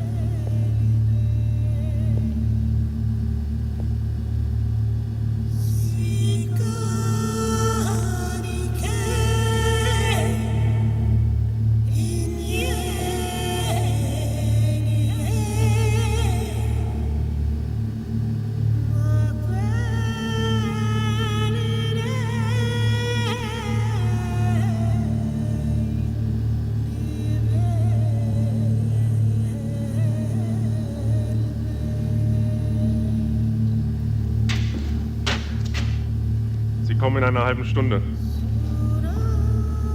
Kann er raus? Oder brauchen Sie noch, Chef? Ich bin mit ihm fertig. Übrigens, wir haben das Überwachungsvideo aus dem Busterminal. Sie sind überall. Haben sich eingenistet unter den Gottlosen. Diese verdammten Blutsauger.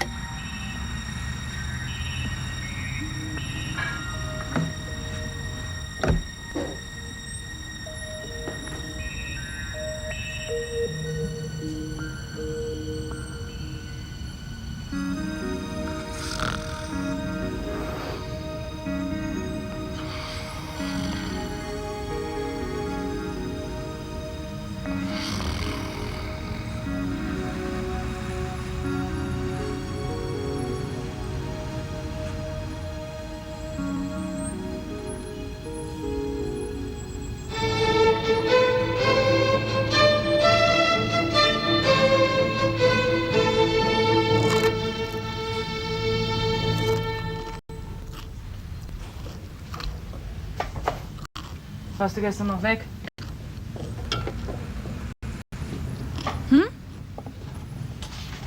Die Brille. Ach so, die. Nur wegen der Sonne. Ich habe empfindliche Augen. Mit diesen Kosakotron. Super Rave Master 2000. 60 Headsets. Oder mach's mal gleich doppelt. Du bist das wegen dem Zimmer? Genau. Und? Schläft sich's gut bei uns?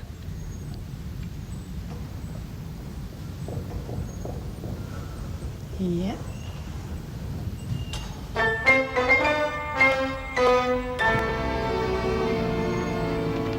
Ich glaube, wir müssen noch über die Kaution sprechen. Wer spricht denn hier von Kaution? Ich bin John. Selina. Dann machen wir doch heute Abend eine Flasche Wein auf, oder? Dann machen wir doch heute Abend schön eine Flasche Wein auf. Hä?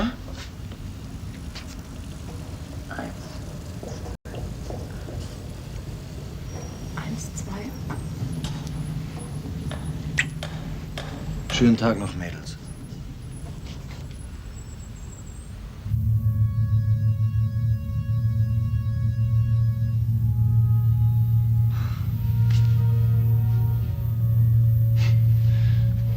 Da waren ja wieder unsere Profis vom Wachschutz am Werk. Die Kamera ist eben doch kein Gummiknüppel.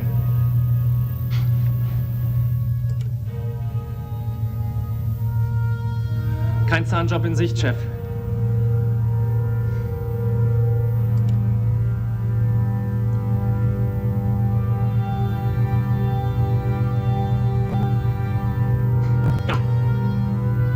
Da haben wir's.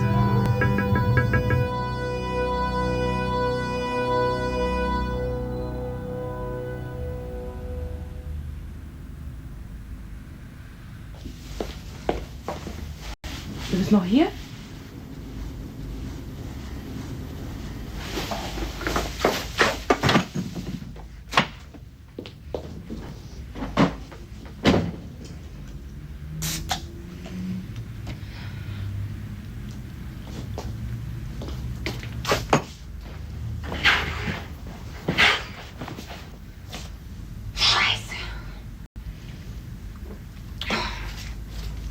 Ich soll doch Geld abheben. Einmal gibt er mir schon seine Kreditkarte. Und die blöde Frau vergesst diese scheiß Geheimzeug. Ich kann sowas nicht. Jetzt haben die die Karte behalten.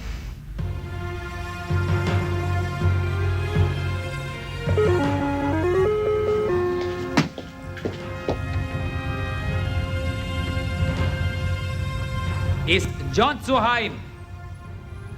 Nein, ich... Sie kommen wegen die K-Radios. Sie beliefern heute. Tun Sie mein Geld haben. Mit mir die Ware können die nichts. John hat gesagt... John hat ausgefickt. Das war die letzte Mal, er macht das mit uns Deal. Ich kann Ihnen so nichts... Valentin wird weinen, wenn er das hört. Sag deinem Mann, er hat ausgefickt. Vielleicht erwische ich ihn ja noch auf Arbeit.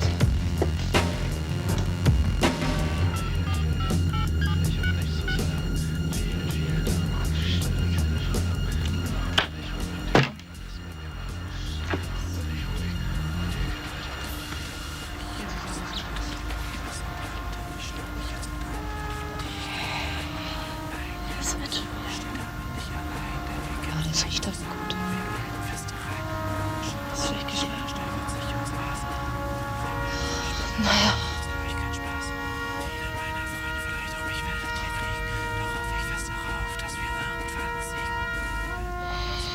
Ach, das hat ja schon seit Ewigkeiten keiner mehr für mich gemacht.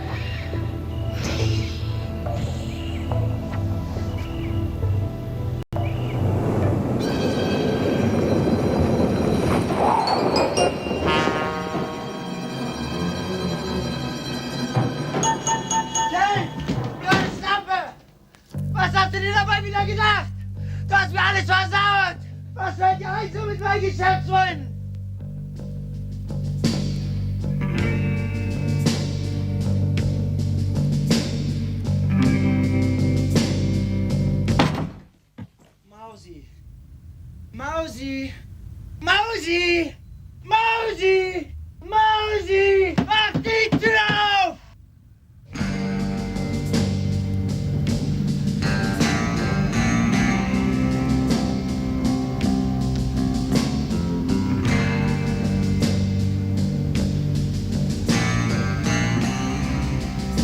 Wir wollten doch feiern.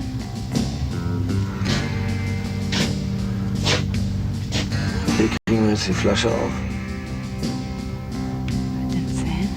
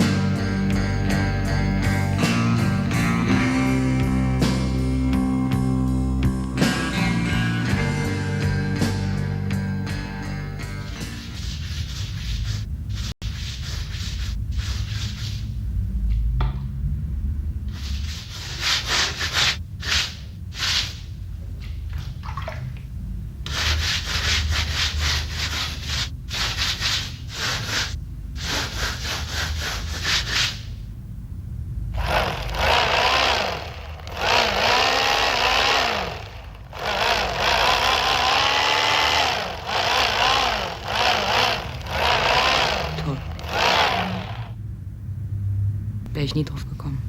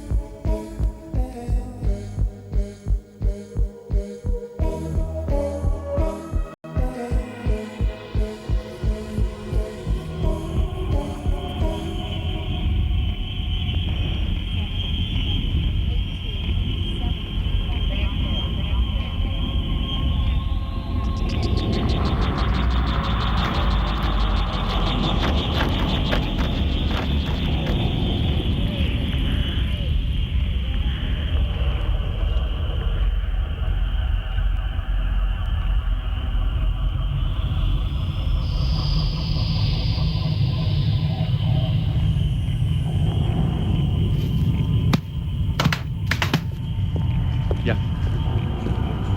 Ja. Gut, danke. Das war das Labor.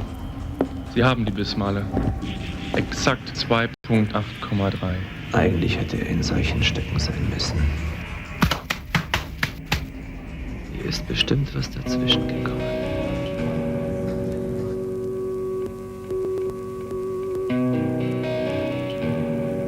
Was machst du denn da?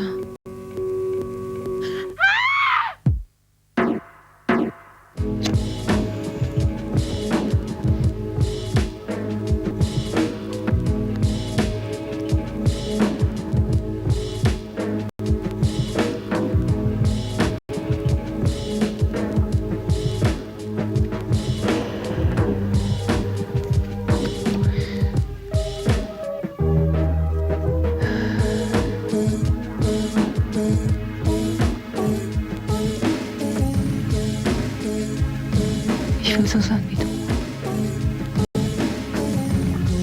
Was? Blond? Du weißt, was ich meine. Mach das. Ja? Irgendwann mal. Wann? Irgendwann.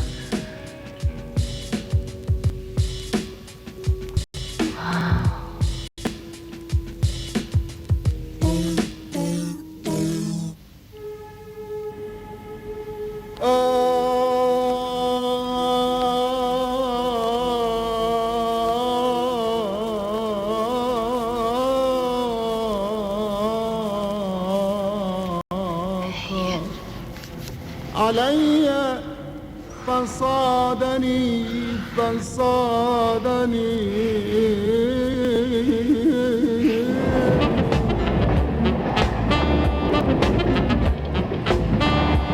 I'm your heart-fixing man, and I can fix what's ailing you. Damn right I can. I'm your heart-fixing man, and I can fix what's ailing you. Oh yeah. I don't care how you've been hurt, baby. I will still know what to do. Yes, I will. If your man don't treat you right, let me show you how I can. If your man don't treat you right, baby, I will still know what to do. Oh yeah. Come here, baby. Yeah.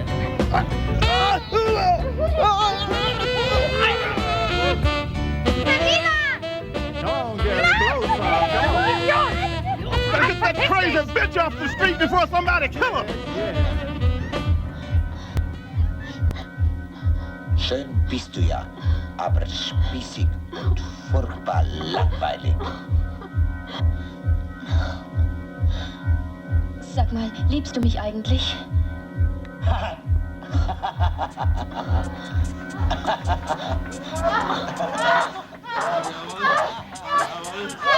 Jawohl. Jetzt kotzen. Jawohl. Jawohl. Jawohl.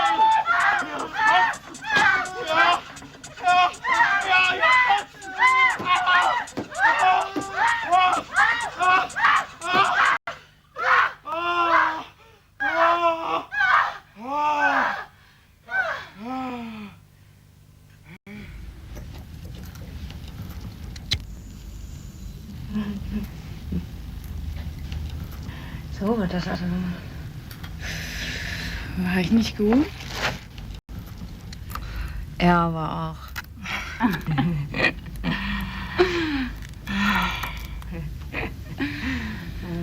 Wir müssen ihn loswerden, solange er noch besoffen ist. Du hast mir nie erzählt, wie es bei dir war. Wie was war? Hey, du weißt, was ich meine. Wie du zum Vampir geworden bist. Komm, ich will alles wissen. War nicht so doll.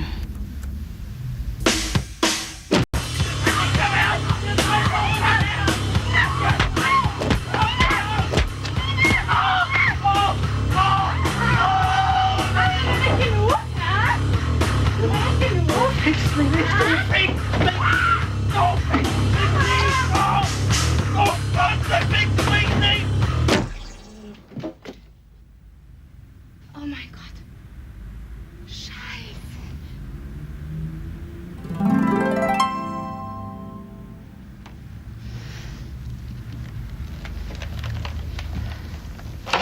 Du musst mir jetzt hier nicht imponieren, komm mit her. Nein!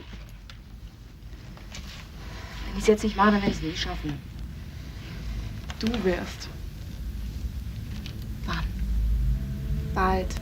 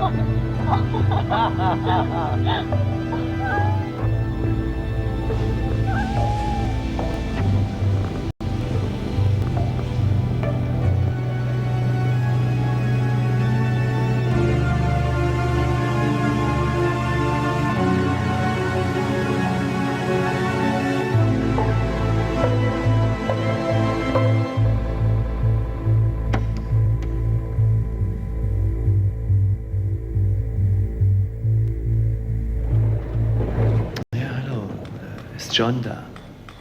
Ich komme wegen der Autoradios. Die sind leider schon weg. Dann komme ich wohl zu spät. Ja, tut mir leid.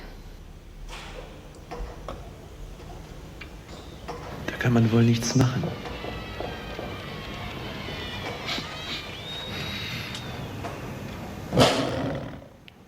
Ist alles okay?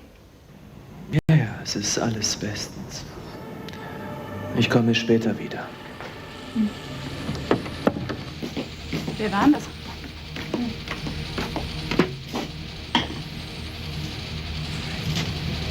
Sag mal, stinkt's hier oder was? Ich kenne den Gestank.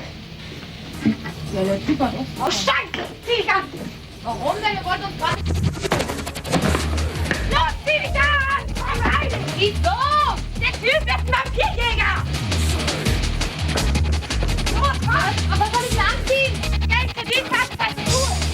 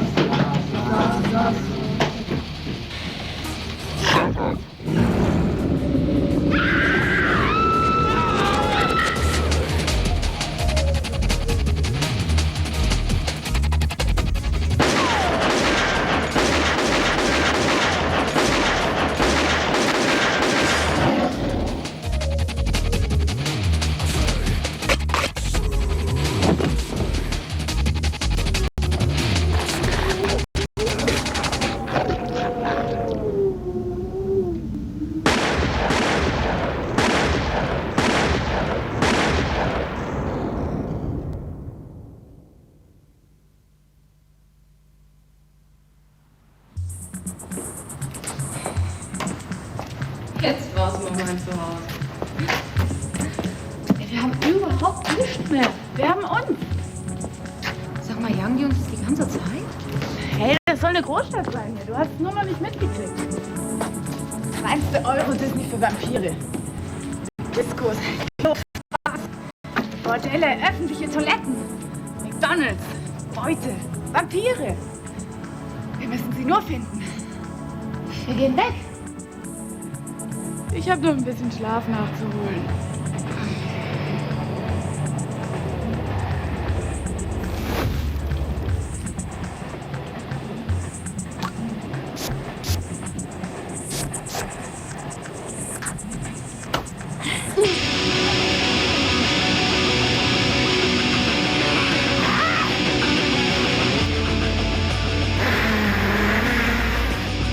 Verdick, Susi! Kleine Lesbe!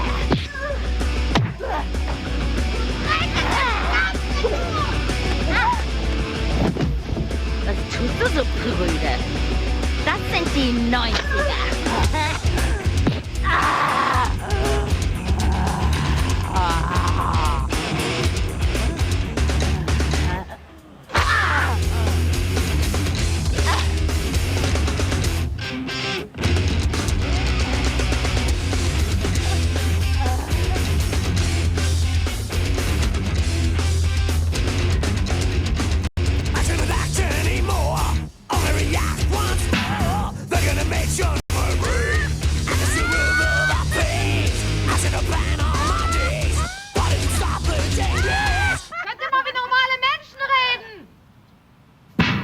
Wo trefft ihr euch? Bitte. Man sieht sich. Na, du kleiner Finger. Hey. Wetten, meiner ist größer als deiner? Wie viel? Viel.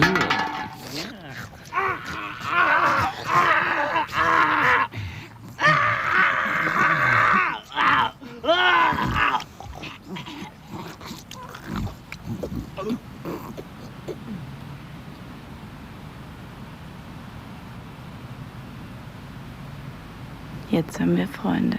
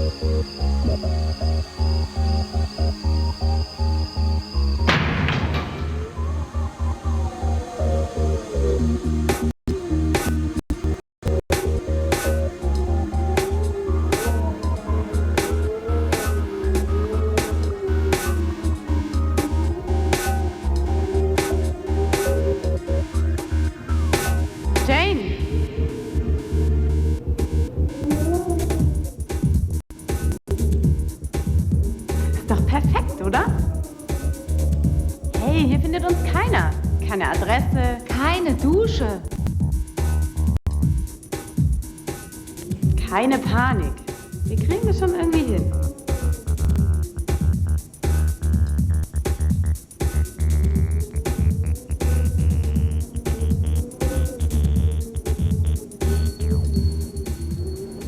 Warum kannst du mich nicht einfach zum Vampir machen?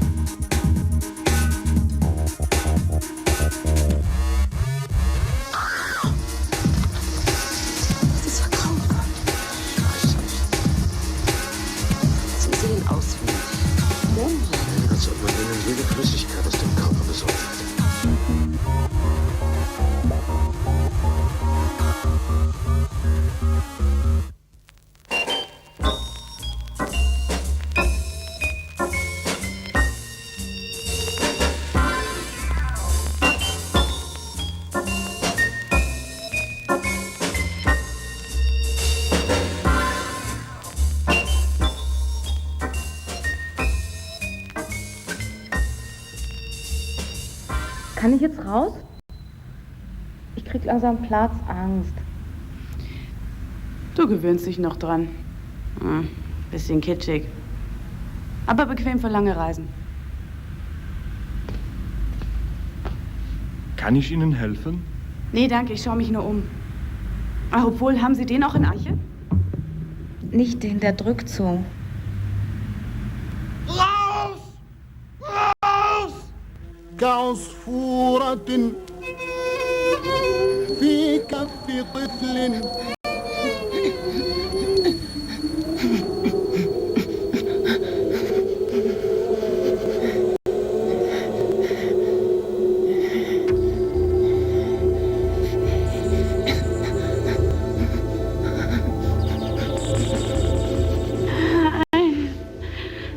Ich brauche Blut. Richtig viel. Du meinst jemanden töten? Das musst du gar nicht. Wenn du es geschickt anstellst, dann machen sie wieder aus und wissen nicht mehr, wie du aussiehst am Morgen. Aber manche kannst du einfach nicht aufhören. Mit jedem Schluck Blut fühlst du ihr Leben. Die Wärme. Das kann so schön sein. Vampire haben keine Zukunft. Es ist aber so. Irgendwann erfinden die sowieso eine Pille. Die nimmst du und dann lebst du ewig. Jeder, verstehst du? Oder sie tun es ja gleich ins Trinkwasser. Und das bleibt uns anderes. Selina. Wir sind nichts mehr. Nur noch Dreck. Nichts Besonderes. Dreck. Ich bin halt so wenig. Komm, wenigstens ein bisschen von mir. Bloß bis es wieder besser wird.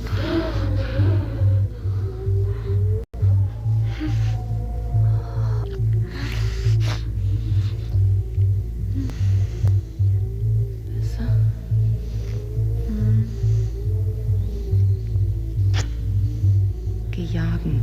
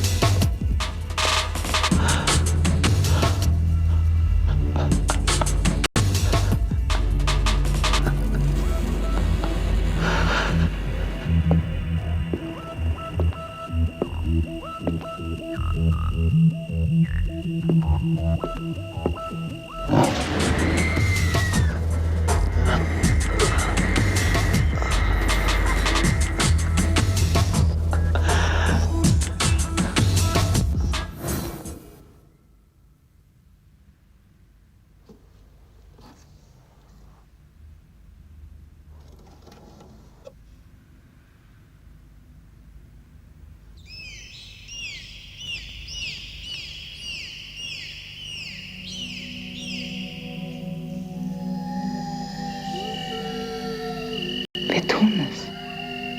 Heute Nacht.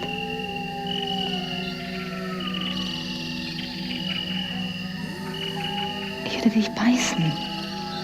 Heute Nacht. Wir tun es jetzt. Nein, Jane. Aber ich liebe dich doch. Tu es nicht. Ich liebe dich. Ich will dein Blut. Ich hab Nein gesagt. Ich halte es nicht mehr aus. Jane? Nein! Gib's mir! Ich sagte Nein! Wir sind noch nicht so weit. Aber du warst so weit damals, hä? Nein! Genau deswegen will ich, dass du es besser hast als ich. Warum machst du es mir dann so schwer? Willst du mich nicht mehr? Doch! Ich liebe dich! Ich halte das nicht mehr aus. Du hältst es nicht aus? Du hältst es nicht aus?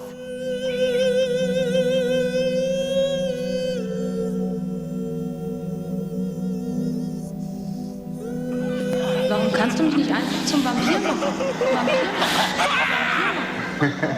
Mein Blut ist krank! Du hast mich die ganze Zeit belogen? Ich wollte dich nicht verlieren. Du hättest mich nicht verloren, unsterblich oder nicht, ich wäre bei dir geblieben. Aber du wirst sterben. Ich werde dich verlieren. Ich werde wieder allein sein. Du tust mir so leid. Hau ab!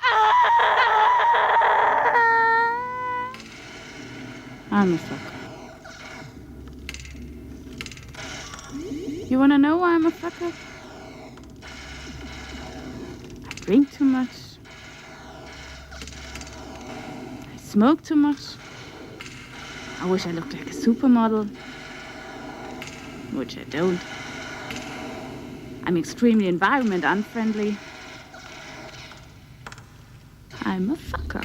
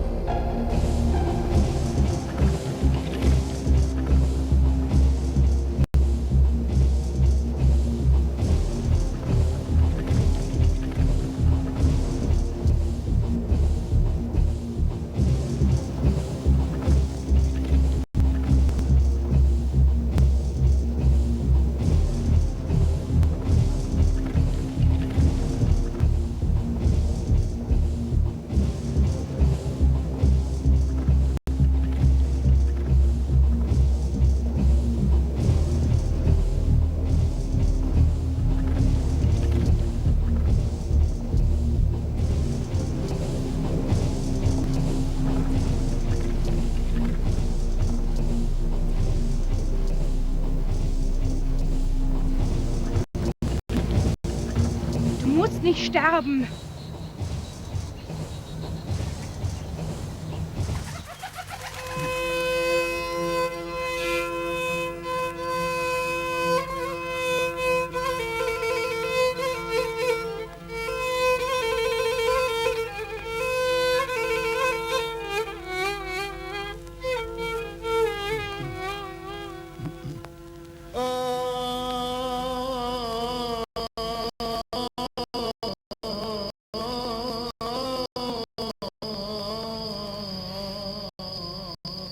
Und? Kann man das nicht heilen? Ja, wenn man einen gesunden Vampir ganz aussaugt.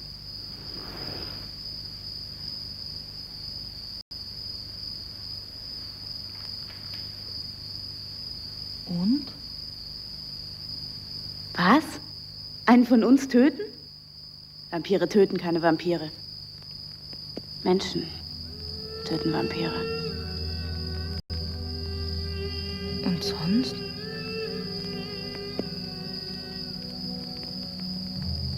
Nichts?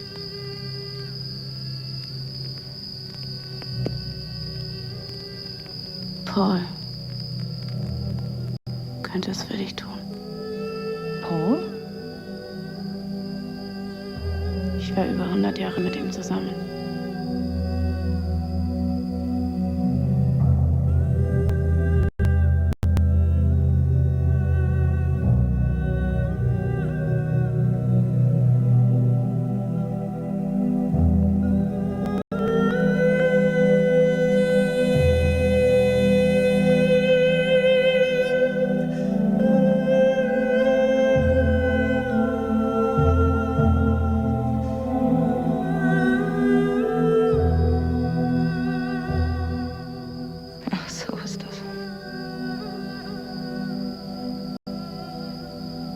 Untoten musstest du dir so eine beschissene aussuchen.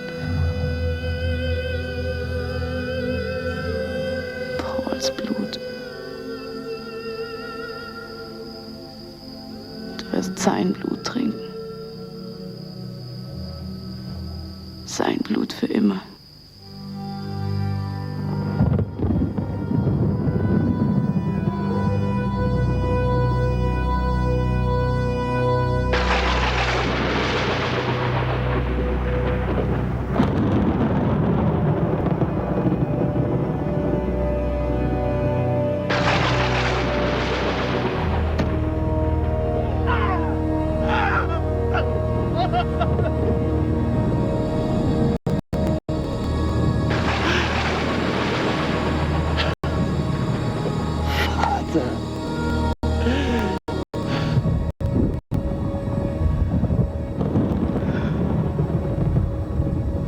Du hast mich ja nie gewollt.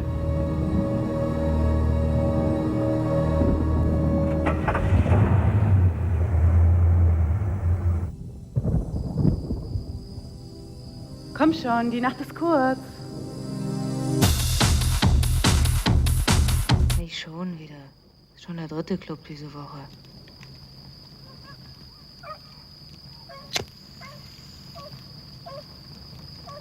Du kommst also nicht mit? Wozu denn? Wozu? Wir stecken bis zum Hals in der Scheiße. Was glaubst du eigentlich, wie du zu deinen Zähnen kommst, wenn ich Paul nicht finde?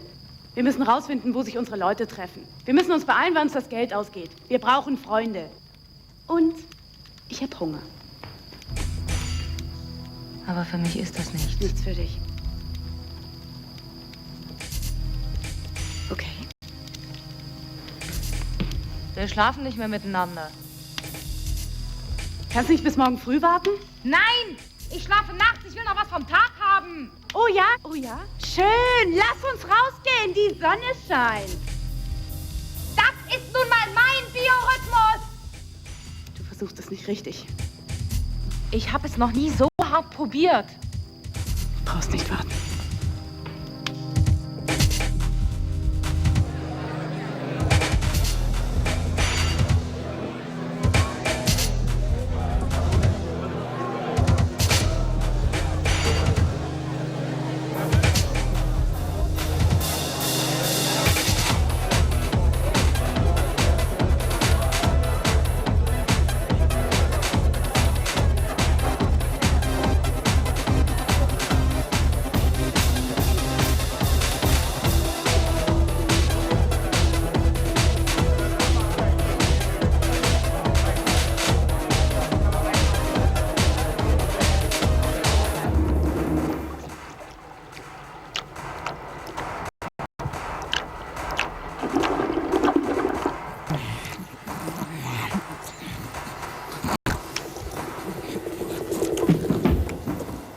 Hi. Hi, wie geht's? Gut, und dir? Kann nicht klagen.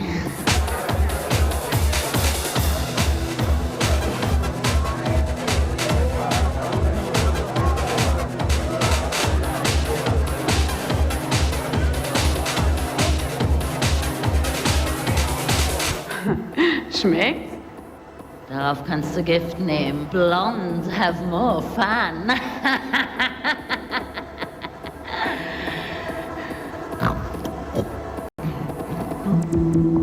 Warte, ich hab noch was für dich.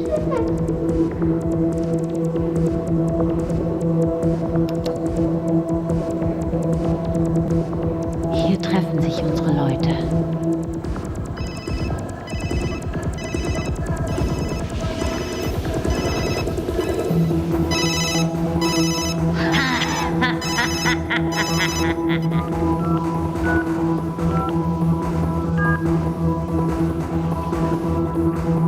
Der gewünschte Gesprächspartner ist vorübergehend nicht zu erreichen.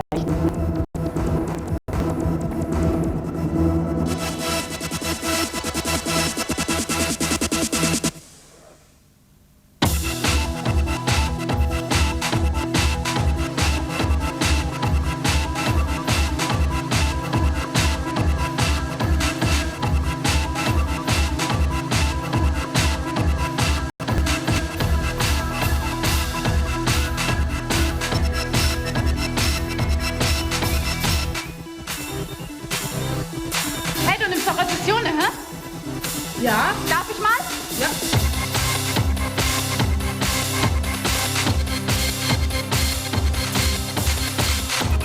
Du bist ein Engel.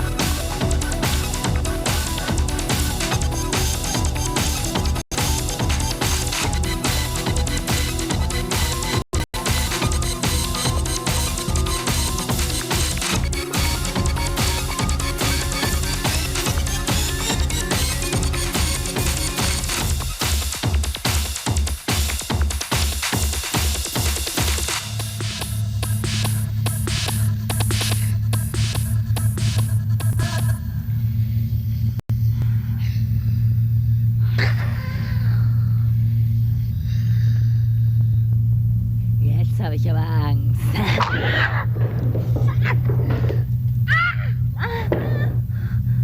Die Macht des Herrn ist groß. Warum bringt er mich nicht gleich um?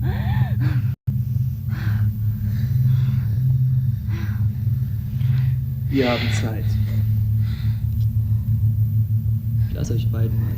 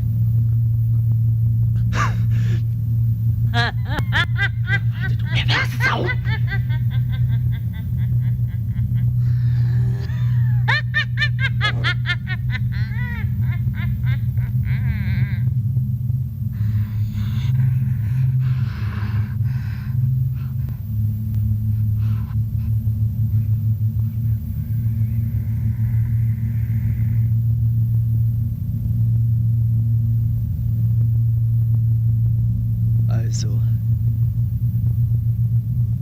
es liegt alles bei dir. Ich will nur eine Adresse. Wo trefft ihr euch?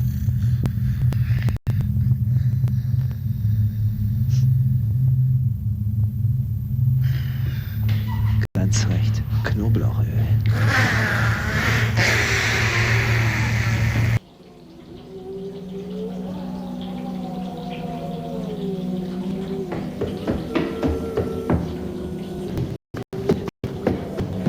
Wir gehen zu Paul. Ich habe endlich die Adresse. Wird mich vorher waschen, du stinkst wie meine Oma. Aus Sessione. Sehr teuer. Sehr billig. Ist eine lange Geschichte.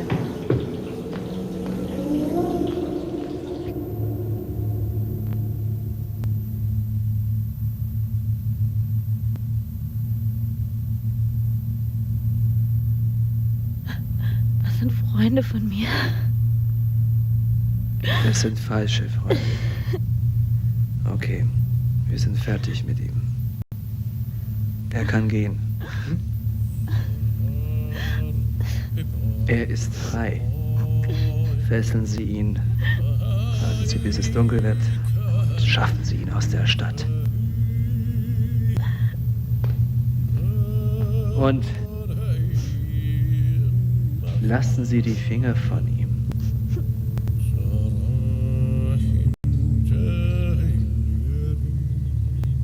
Nur ein dummer Junge, der dazugehören wollte.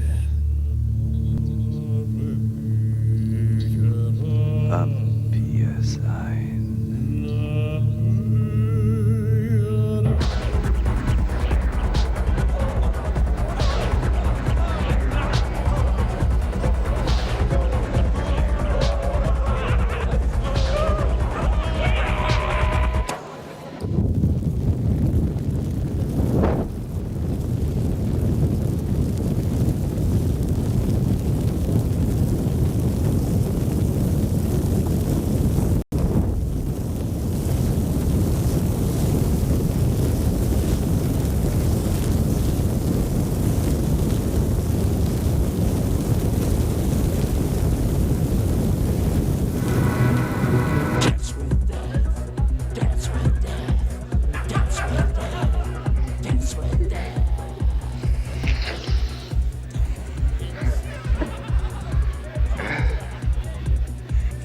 Paul, Was willst du denn hier? du schuldest mir noch was. Ah. Ich weiß. Kanntest du sowas nur tun? Du hast genervt, Frau. Hier ein Abenteuer. Ich will da ein verdammtes Abenteuer. Ich bin deprimiert. Mein Blut ist krank. Geht ja!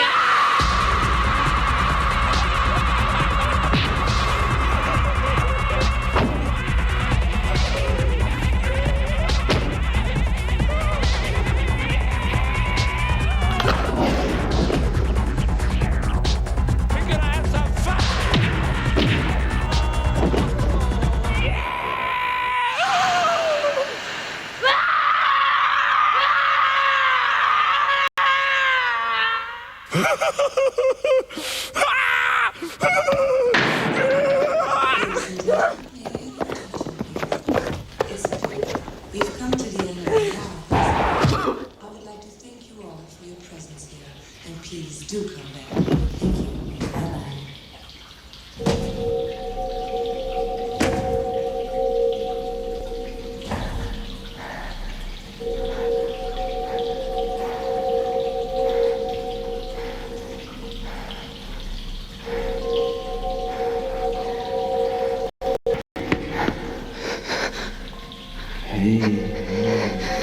Was soll das?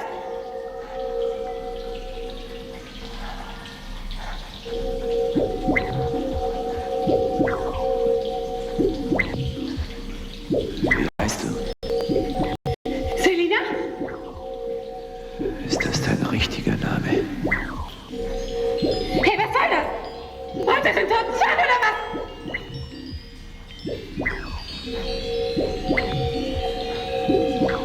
Es wird kein Geben, Selina. Hä? Das will nicht mein Tag heute.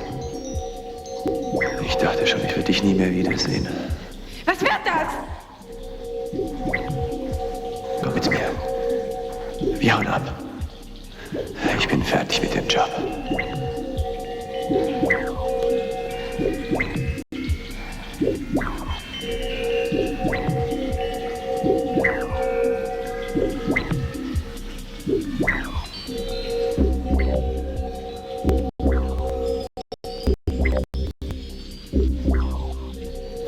Bitte. Nur ein wenig.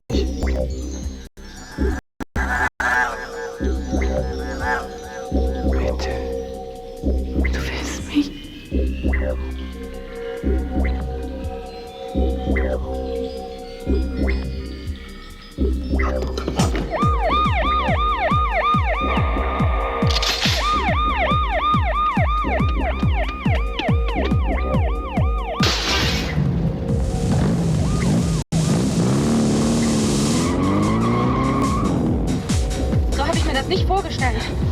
Du wirst dich dran gewöhnen müssen. Ich kann's nicht. Du wolltest doch das Leben. Jetzt hast du's. Ich will nach Hause. Ich will einfach wieder normal leben. Hä? Ich will einfach nur nach Hause. Ausgerechnet jetzt? Ausgerechnet jetzt musst du mir das sagen. Ich kann nicht mehr, ich kann nicht mehr. Ich bin geheilt. Ich bin nicht sterben. Ich bin nicht sterben. Kleine Zeit ist vorbei, richtig? Und jetzt ist wieder die doofe kleine Hausfrau angesagt. Ich bin im grünen Urlaub auf Mallorca, 6 alle 4 Wochen. Du bist so gefreut.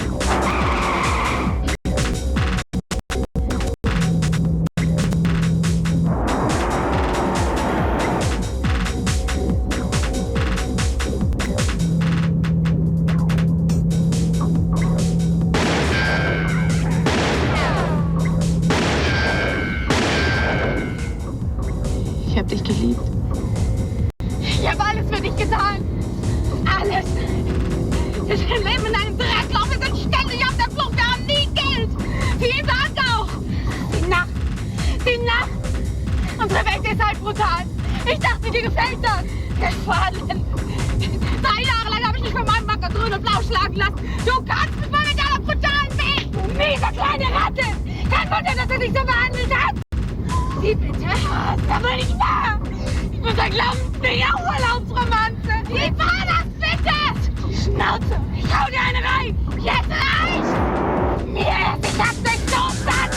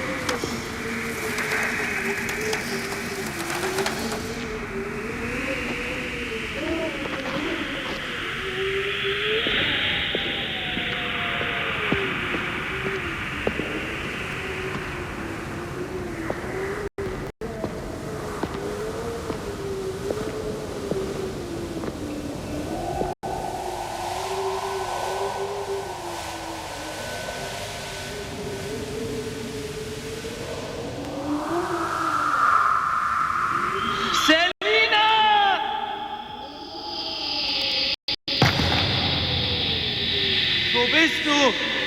Ich will so sein wie du. Ach ja?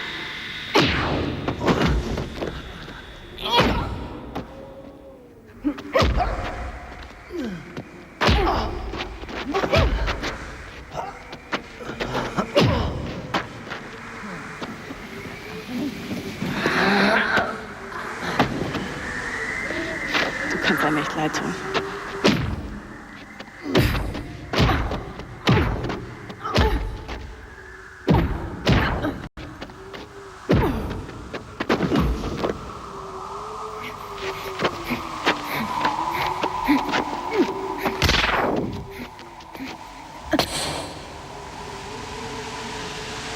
Gib mir dein Blut.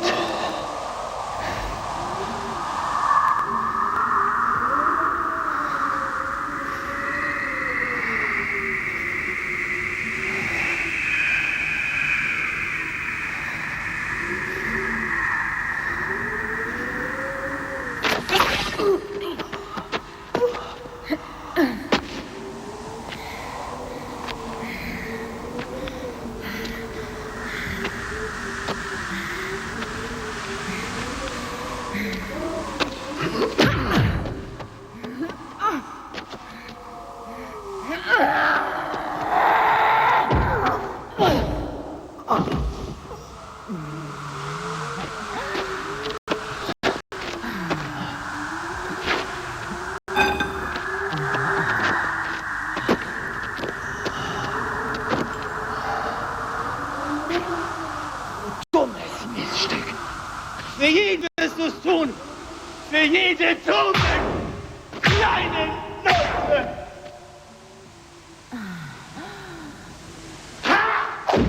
Ja, für jeden.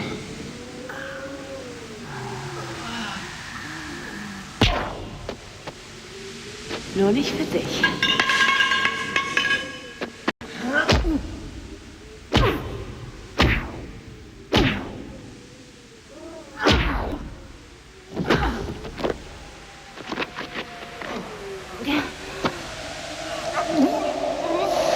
Verdammte Hure!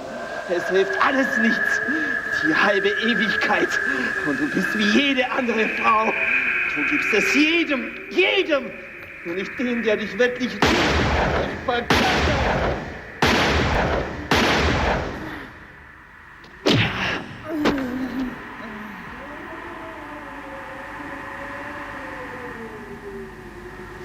Oh, shit! Komm mit. Du weißt einen Scheißdreck von mir! Du hast keine Ahnung von irgendwas! Du wirst nie mit ihr glücklich werden. Sie hat nicht deine Klasse. Ich weiß! Na und? Also gut, du Miststück.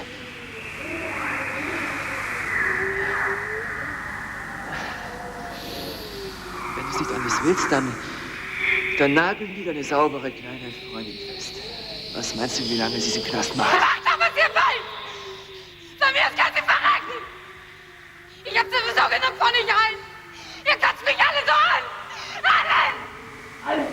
Fuck you! Fuck you! Fuck you! Fuck you! Fuck you! Fuck you!